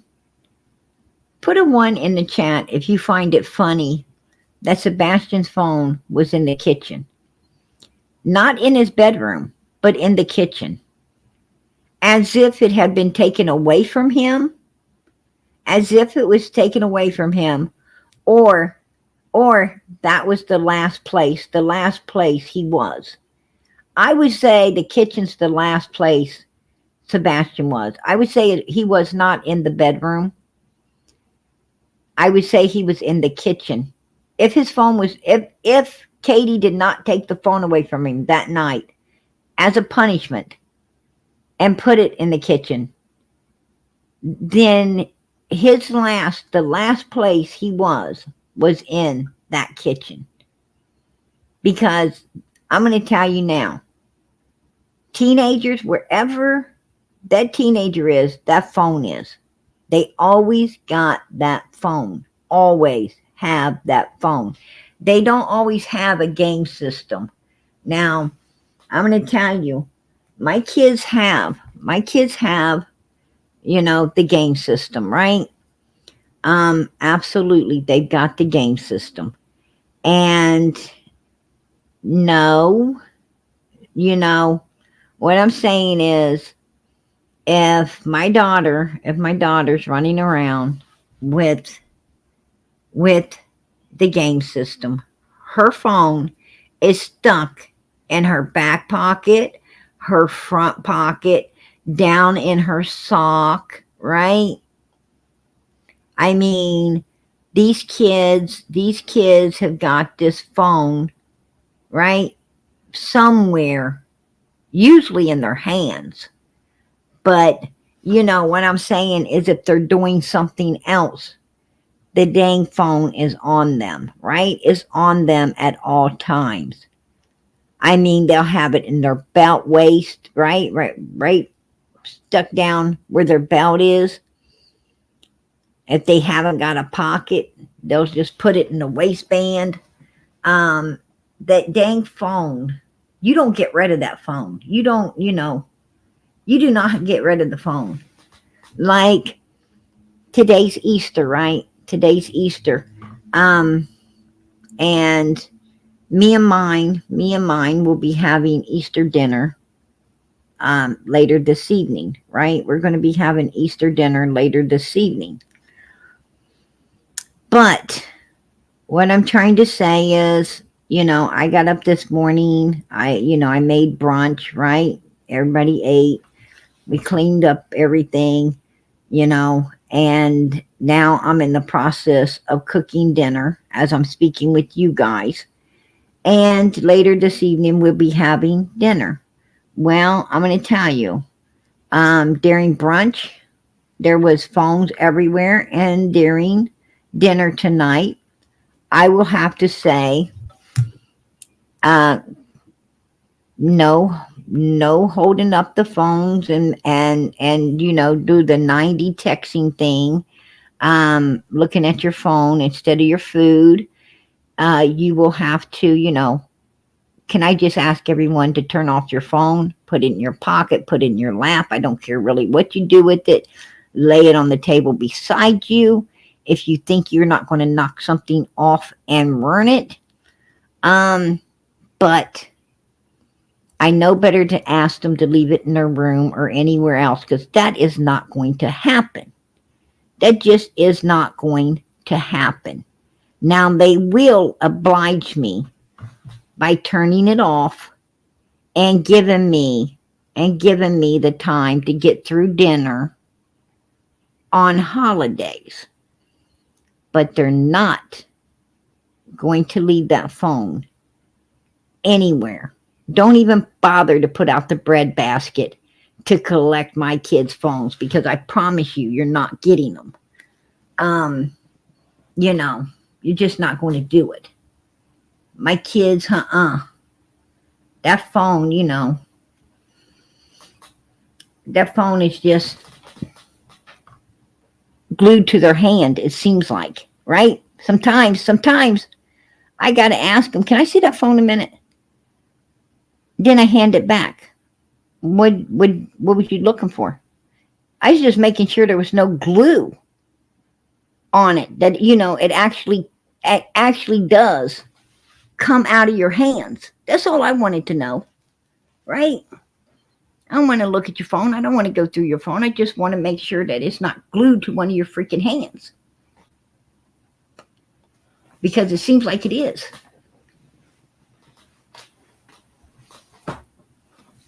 I on the other hand, I'm not glued to a cell phone. I'm not glued to it. When I go to get in my vehicle, I turn my cell phone off. You will not be calling me while I'm driving. Right? You will not be calling me while I'm driving. And that's just the way it is. When I leave my house, I go out to get away from all the world. Right? I ain't trying to go out on the road. I'm not trying to go out on the road and, and still put up with all the BS. What's the point in getting in my car and leaving if I'm going to take all the baggage with me? I need that stuff turned off. I need to, when I go out, I like to focus. I like to roll the windows down, turn the music up, I like to enjoy life when I'm out there. You only got one. You need to enjoy it. So I'm not connected to a cell phone. Yes, it's with me. It's in my purse, but it's turned off. I don't need all that. I don't need all that shit. And my kids do the same. They do the same. If you're going to take them out for fun day, oh yeah, you take them out for fun day, those phones go off. They want to be in a fun day too, right? They want to enjoy life as well. And I'm glad that I'm raising them like that, because, too many people text and drive. Too many people, pay too much attention to that phone and not focused on the road and other people, keeping other people safe. So I'm glad that, that they follow suit with me on that. that makes me glad too. But what I'm saying is, I don't think Sebastian, I don't think Sebastian would have left his phone in that kitchen. His dad plainly stated his phone was on the kitchen counter. So that tells me that's the last place Sebastian was, is in the kitchen. If mom did not take his phone from him. If he was, and I didn't hear nobody ask mom if she had taken the phone away from him, but I'm sure if she did, she would have told it, right? I think if she would have took his phone from him, she would have told us. Oh, well, Sebastian, he was being a problem. I took his phone earlier, had put it on the kitchen counter, told him to go to bed, right? I'm sure she would have mentioned it because she did mention the big thump and everything, right? So I'm sure she would have mentioned that. So that tells me she did not take the phone away from him, right? That tells me, oh, Brooks, I appreciate that. Always hit the thumbs up for PG. Hey, girl, God bless. Yes, so I don't think she did. I don't think she did.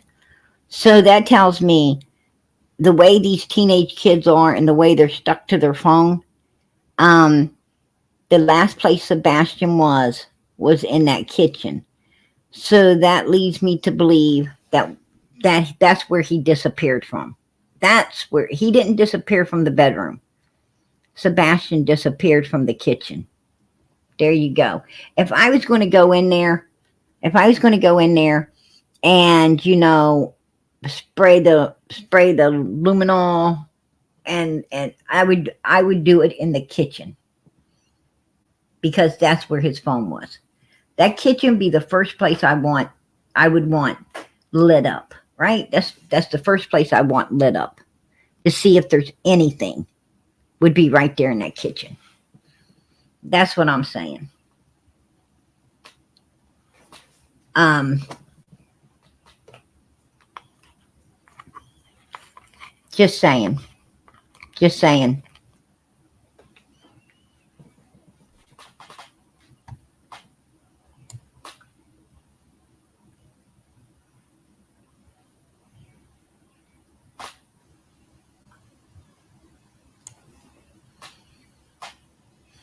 He was the one making breakfast instead of Katie. She said she thought he was in the kitchen, right? She said, I thought he was in the kitchen getting some breakfast because sometimes he does that. Um, Absolutely. And to be perfectly honest with you, um, yes. Yes, I think he came up missing from the kitchen, if you ask me. That's what I think. I mean, put it this way. Uh how we all went to bed last night, right? Every last one of us went. I hope we all did. Um some people might not have. You might have had to work night shift. But if you didn't have to work night shift or had something keeping you up, you went to bed last night. Where was your phone? If your phone was in your bedroom, on the charger, as almost everyone's is, or in your, on your side table, put a one in the chat. Put a one in the chat. Put a one in the chat if you had your phone with you last night as you slept.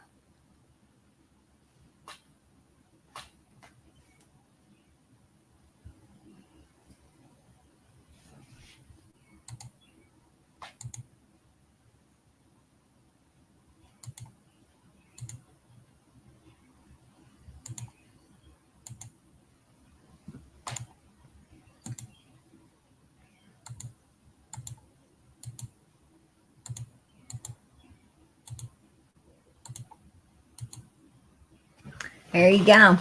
And you know what? We're not even teenagers. We're not even teenagers, but we got that phone, don't we? We got that phone in case we need it. We got that phone, and so did Sebastian. And so did Sebastian. And I'm going to tell you, um, And that phone was in the kitchen. That's the last place Sebastian was. Right? Yeah, I'm married to the phone on the next prayer garden. That's right.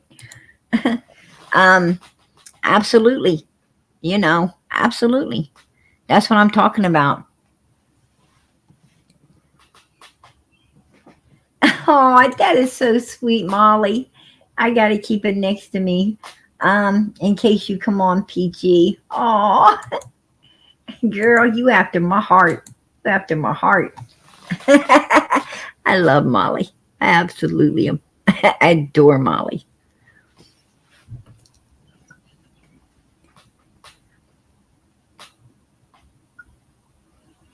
Exactly. Exactly, Zelda. Exactly. I keep it near in case there's an emergency. I don't have a landline anymore. There you go, Zelda. Absolutely. And I'm going to tell you, teenagers, I mean, you know, um, we are adults. We are all adults out here. Okay. And all of us, you know, we work, we pay bills, we clean house, we wash dishes, we do laundry. I mean, like we do a million things, right? We have to cook. We do a million things. Um, you know, and what I'm trying to say is, you know, with us doing all the work and everything we do, you would think,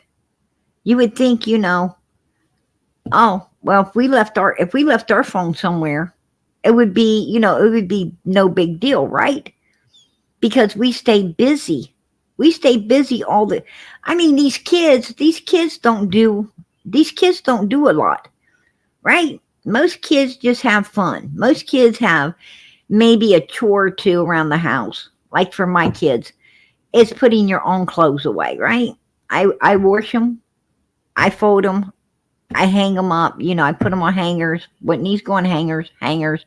What needs to be, go in drawers is in the basket. But when I'm done with laundry, each one of my kids got their basket, right? All I say is, and I even pack it. I even pack it to the room. I pack it to the room, right? I pack it all the way to the room. I say, here's your basket of clean clothes. Put them away. Hang the racks in the closet. Put the other stuff in the drawers. That's your chore, not mine. And you can get it out to wear it. Then you can put it back when it's clean. So, that's their chore. A lot of times I end up doing it too. Because, when I'm running the vacuum, right? When I'm running the vacuum, I see that the basket's sitting there. Uh, some of the stuff's missing that they wanted to wear, but they didn't put nothing away. They didn't put the rest of it away. So I end up doing that, right? And I put the basket back in its place. And, you know, so that's how it goes. That's how it goes. But they don't have a lot to do, and they don't ever forget their phone. They don't forget their phone nowhere, no how, no way. They just don't, right? They're glued to it. These teenagers are glued to it. I promise you, Sebastian, if his phone was in that kitchen on the counter, then that is the last place Sebastian was. Absolutely. That's the last place he was. So he wasn't in bed. He wasn't in bed, folks. He was in the kitchen. Now, was he in the kitchen the night before and something happened? Or was he in the kitchen that morning? Early in the morning? Hours? Hungry? I don't know. But he was in that kitchen. Trust me. The child was in the kitchen. Sebastian is very intelligent, father says. In a recent interview, Sebastian's father Seth Rogers was asked about his son's autism. He's very intelligent, he's very smart, he just lacks social skills and reading other people's body language, Mr. Rogers told Crime Stories with Nancy Grace. The host said she was looking at a photo of Sebastian and that it was breaking her heart, thinking of the young, autistic boy being out in the world on his own. "I don't know, because I've never seen him have to deal with this," Mr. Rogers said. "Most of the time, if he's with me, he gets his information with me about interacting with people." Father says Sebastian's torch keychain missing. In an interview shared again on Wednesday, Sebastian's father Seth Rogers revealed that his son's torch keychain is missing. Mr. Rogers told Crime Stories with Nancy Grace that the torch was important to his son and was usually in the same place.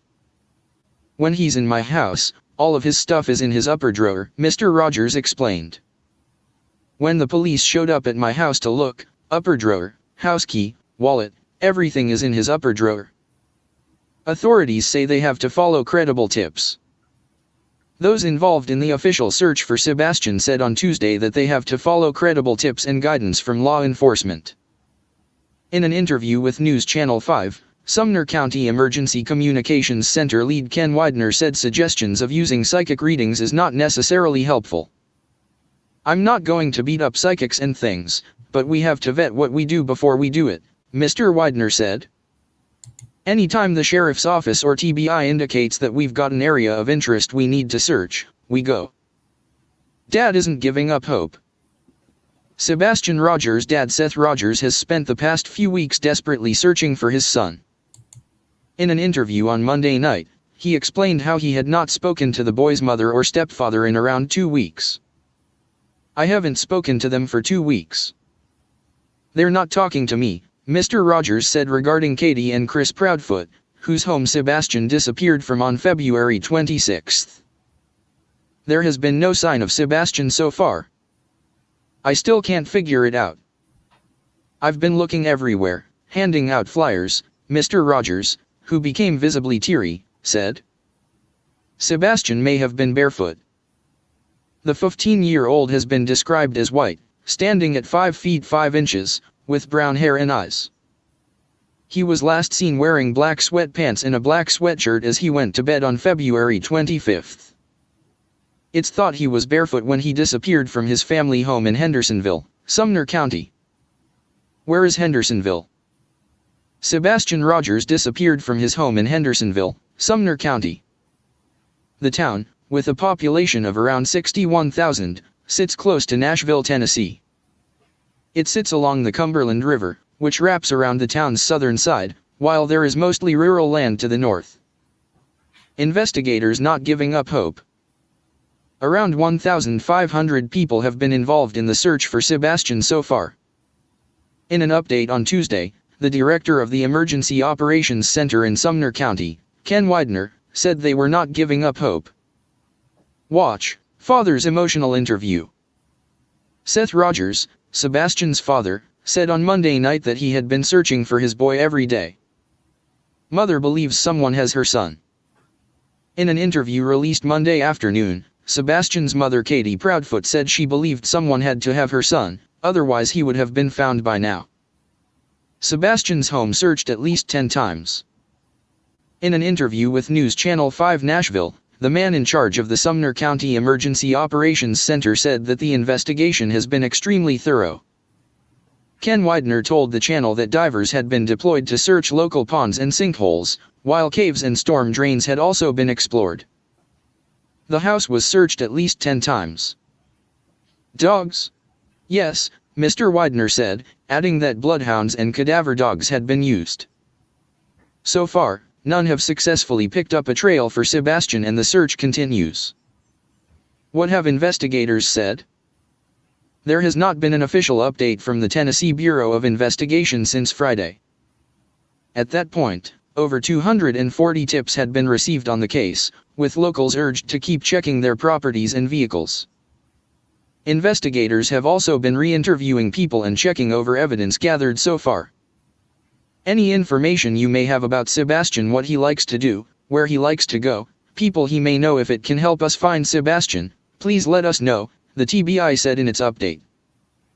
The Bureau urged people to use the tip line at 1-800-TBI-FIND to provide any relevant information they may have. Investigators say they have seen no sign of Sebastian. Reporting from the Emergency Operations Center in Sumner County on Tuesday showed the vast area searched already for Sebastian. Local news Channel 5 reporter Nick Barris spoke with the center's director Ken Widener, who explained that hundreds of people had been involved in the search for the 15-year-old. "We've got close to 1,500 searchers. The first 2 days we logged 2,000 search miles," Mr. Widener said, adding that there had still been no sign of Sebastian. "We're not stopping, we're working on leads and information from TBI and the sheriff's office, and we've got teams on standby ready to go right now."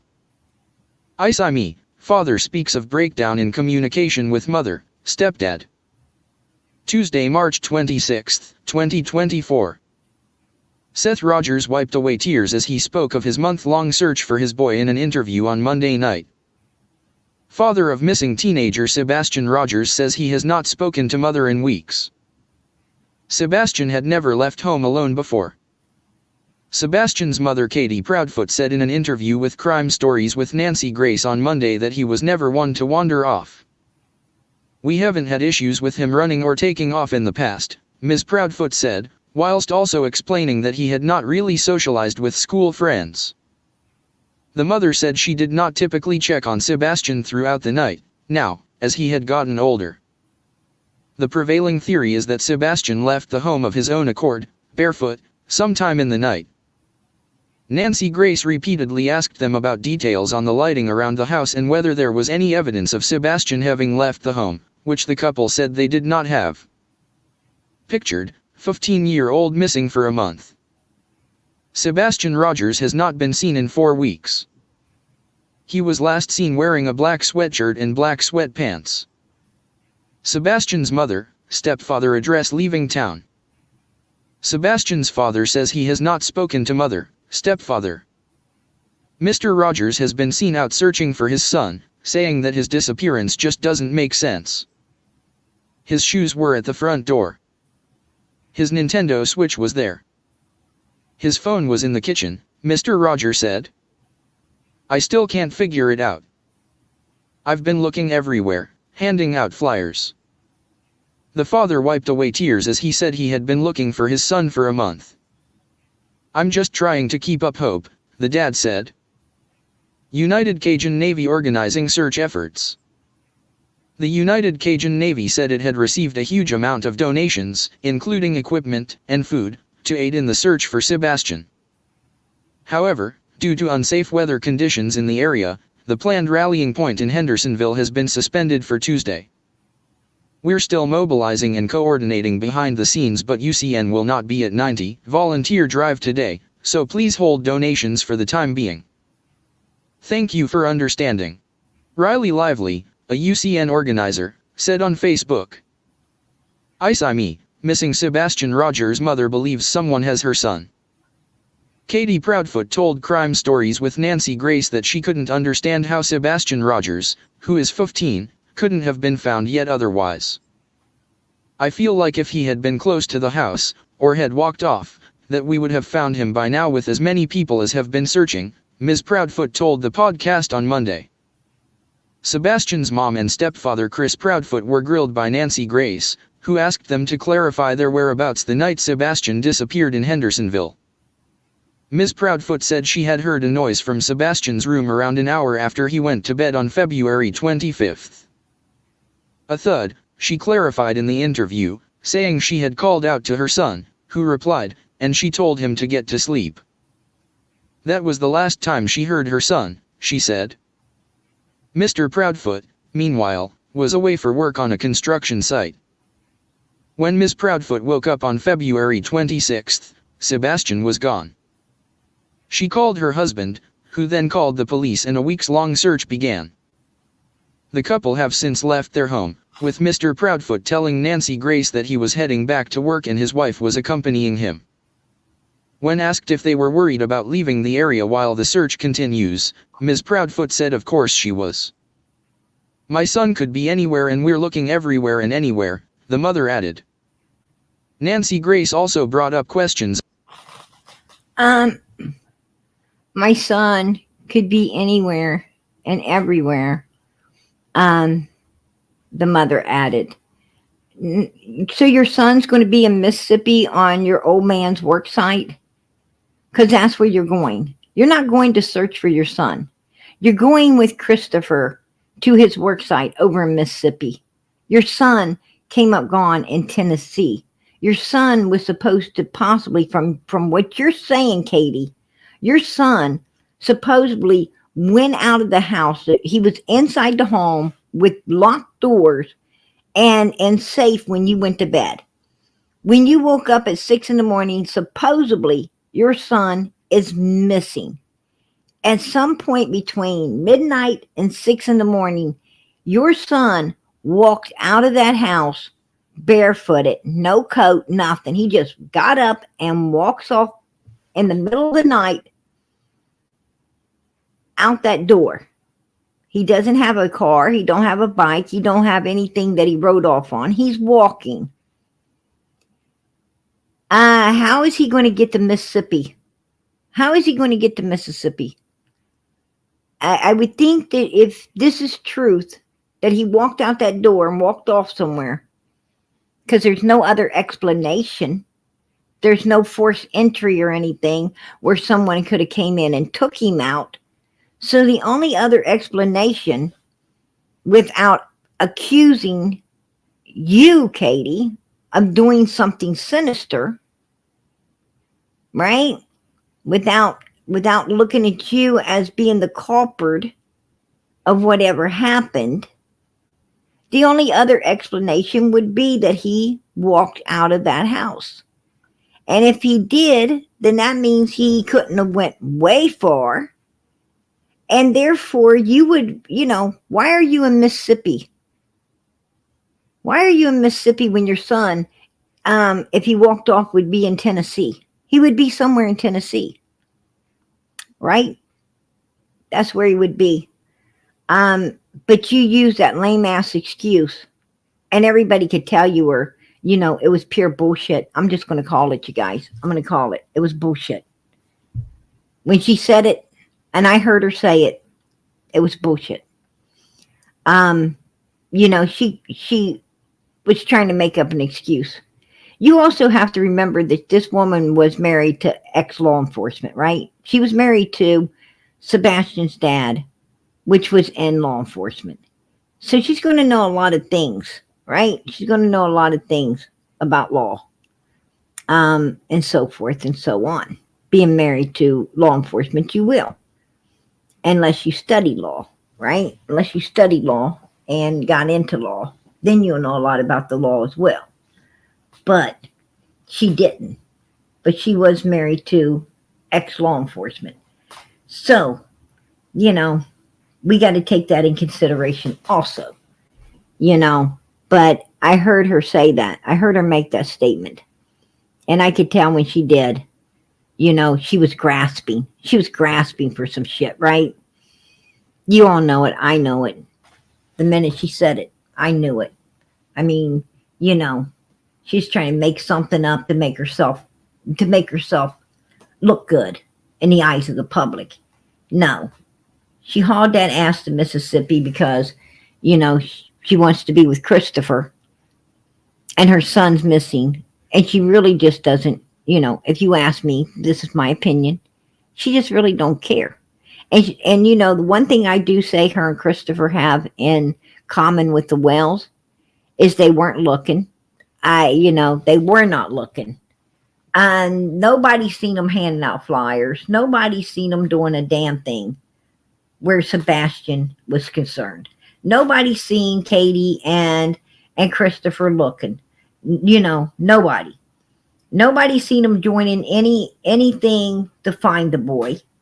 None of them saw him handing out flyers or doing anything, productive where this young boy is concerned. And usually if you're not, what I'm saying is, I think that parents with a truly missing child are going to be acting like Seth, right? Like the bio dad. They're going to be acting like him. When you really don't know what happened, you're going to look like him. Not like Katie, not like Christopher. That's all I'm saying. About the police search. with the couple saying they had been cleared of any wrongdoing and that they had cooperated fully when officers arrived to search their home. The host also brought up a report of Mr. Proudfoot beating Sebastian with a belt, which he said happened one time when the boy had lied, around 3 years ago. The episode also discussed Sebastian's autism, with the couple saying that he was not prone to wander and had never left the house on his own until his disappearance. Also as part of the show, the United Cajun Navy's Brian Trousshare appeared to talk about the group's involvement in leading the volunteer search efforts for Sebastian. The 15-year-old has now been missing for a month, with Tennessee's Bureau of Investigation insisting that law enforcement is continuing to search for Sebastian and follow up on any tips. Over 2,000 square miles searched. According to the Tennessee Bureau of Investigation, who are leading the search, many areas were searched at least twice in the first few days following Sebastian's disappearance. Sebastian's residence, the yard, the house, the vehicles, have all been searched multiple times. The neighborhood where Sebastian lives has been canvassed, the TBI said in an update. Neighbors' houses have been searched. Sebastian is autistic, and his family says he is drawn to water. Pools in the neighborhood were searched. Dive teams were brought in, and bodies of water around the neighborhood and beyond that area were searched, including caves. The TBI said nothing so far from security camera footage had been useful, but that all tips were being investigated. There you go.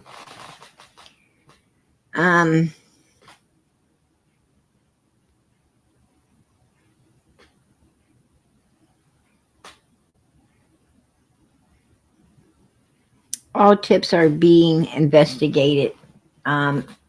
The security cameras have been useful. You know, I think Christopher right here. I think Christopher is like Dr. Jekyll and Mr. Hyde, right? He tries to portray to be one person when indeed he is totally someone else, right? He's totally someone else. I feel that Christopher has fed his Dr. His Mr. Hyde side more than his Dr. Jekyll side, right? I mean, he came out as Dr. Jekyll on us, trying to, sound like, he's all, prominent and has an alibi for everything he done, and that we should all understand Mr. Christopher and what Mr. Christopher's way of thinking. No, we don't. No, we don't. He tried to bring the Dr. Jekyll upon us and explain himself and be, try to put his best foot forward. And hell, if that's his best foot, I'd hate to see the worst one, right? If that was his best foot, I wouldn't want to see his worst foot. But I'm afraid Sebastian probably did. And according to Nina's little girl, Sebastian did. But, my point is, Sebastian was seeing Mr. Hyde all the time, just like Nina saw Mr. Hyde, right? Nina saw Mr. Hyde. And that's truly,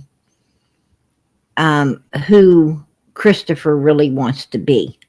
Christopher is someone that he's the type that you do not want to get tangled up with, right? You do not want to get tangled up with this man. He puts on a front to be one person, but in all reality, he feeds an evil side that he prefers, right? He prefers his wicked side. He likes his wicked side, and he feeds that wicked side. And it's not good. It's not good, you guys. Not good.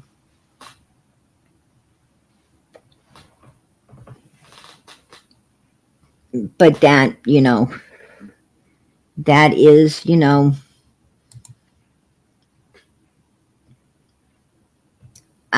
he definitely is a sociopath, Alice. He is. He is. A lot of people saying narcissist. No, he's a sociopath. And Dom Wells, um, he's a psycho. He's a psychopath. Um, Christopher's just a sociopath. He's not a psychopath. He's a sociopath. Um,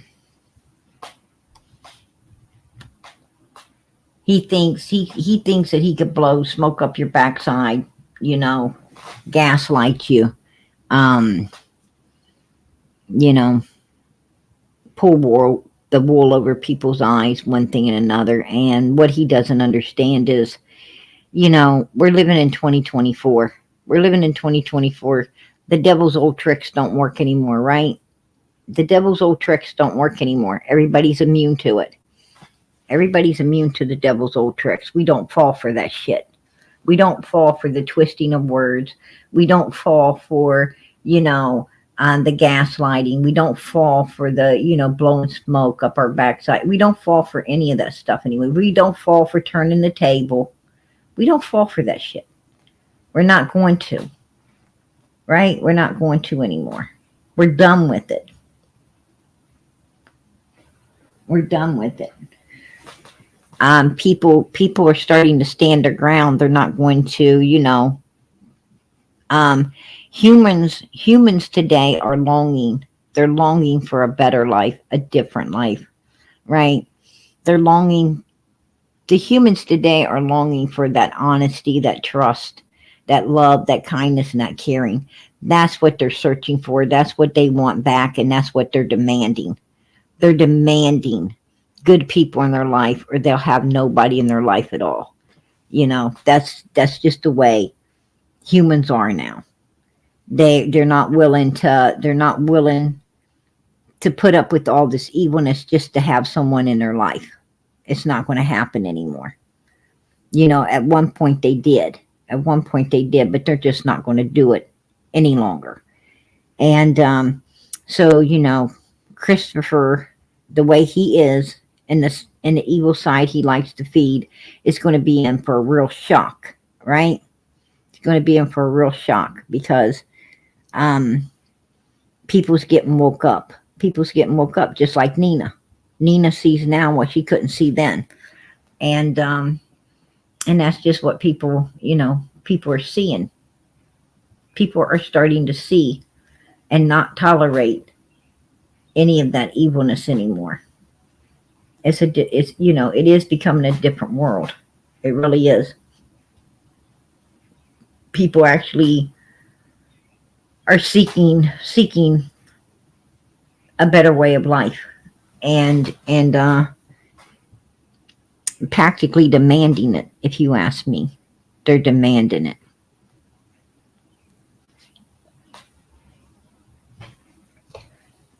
And that's a good thing. That's a good thing. Absolutely a good thing. Right? So I'm glad. I'm glad of that. Oh, English Rose, good night, hon. Good night. She's going to bed. We're just getting up. Right?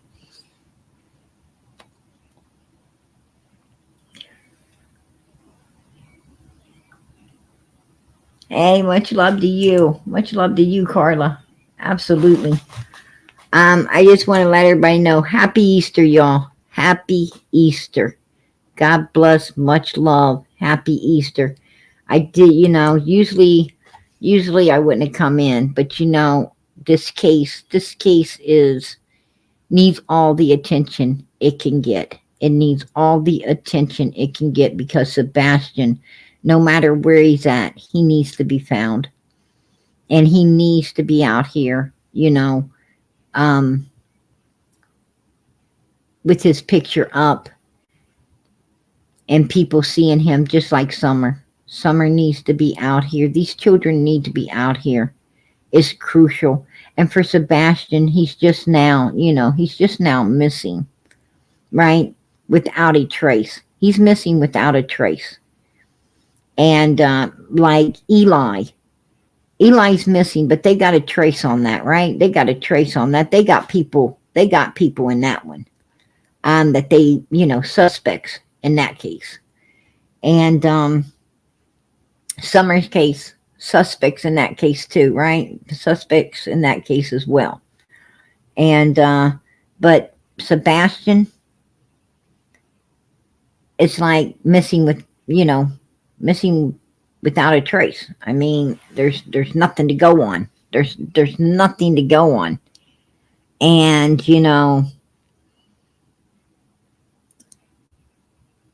I think there's something to go on. I think there's a lot to go on. If you ask me, there's a lot to go on. It don't take a rocket scientist. It don't take a rocket scientist to understand the last place he was that kitchen because the phone's there. It don't take a rocket scientist to figure out that Mommy and Mr. Chris was me and you baby against Sebastian. It don't take a rocket scientist to figure out this child was getting abused pretty damn good. And and he was even crying out, and CPS didn't help him, right? They didn't help him. Actually, they turned on him. They told him if he keeps reporting, he was going to be the one get in trouble. So, what can he do? What can you do when you're getting threatened by CPS if you continue to report your abuse? What can you do? No child should ever be told that. No child should ever be threatened by CPS that they're going to be in trouble for reporting their abuse. But Sebastian was. His dad might want to ask some questions about that one, because I sure the hell know I would be, right? I would call that caseworker, that particular caseworker. I would call CPS and I would want her fired. I'd want her fired now that my son's completely missing, because he was crying out for help, and she told him that if he kept crying, he would be the one in trouble. She needs, I don't care. In my opinion, she needs to be terminated. No child should have to put up with her. No child. That's what I'm talking about. And if I was her dad, Sebastian's dad, those are the phone calls I'd be making. I would be like, my son cried out to you all. And he didn't cry, and he probably would have continued to cry out about this abuse, and possibly someone might have listened. But you told him if he did, he was going to get in trouble. And now he's completely gone. He's completely missing, right? So, where is Summer and Sebastian? Absolutely, absolutely. Hey to you, girl. Hey to you. Yeah. I don't know. I don't know, you guys. This is a terrible, terrible situation. One that I truly believe that we need to keep out here in the spotlight. One that, I think we all know. I think we all know how this one's going to turn out. Right? I think we all know how this one's going to turn out. It's going to turn out one or two ways.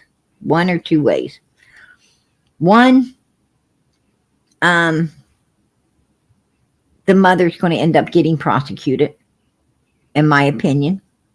Right? The mother's going to end up getting prosecuted, in my opinion. Or two, this case just isn't ever going to be solved. Right? It's just not going to ever be solved. That's my opinion. That's my opinion. If you guys share that opinion with me, put a 1 in the chat. But that's my opinion. And in Tennessee, might not ever be solved, to be honest with you.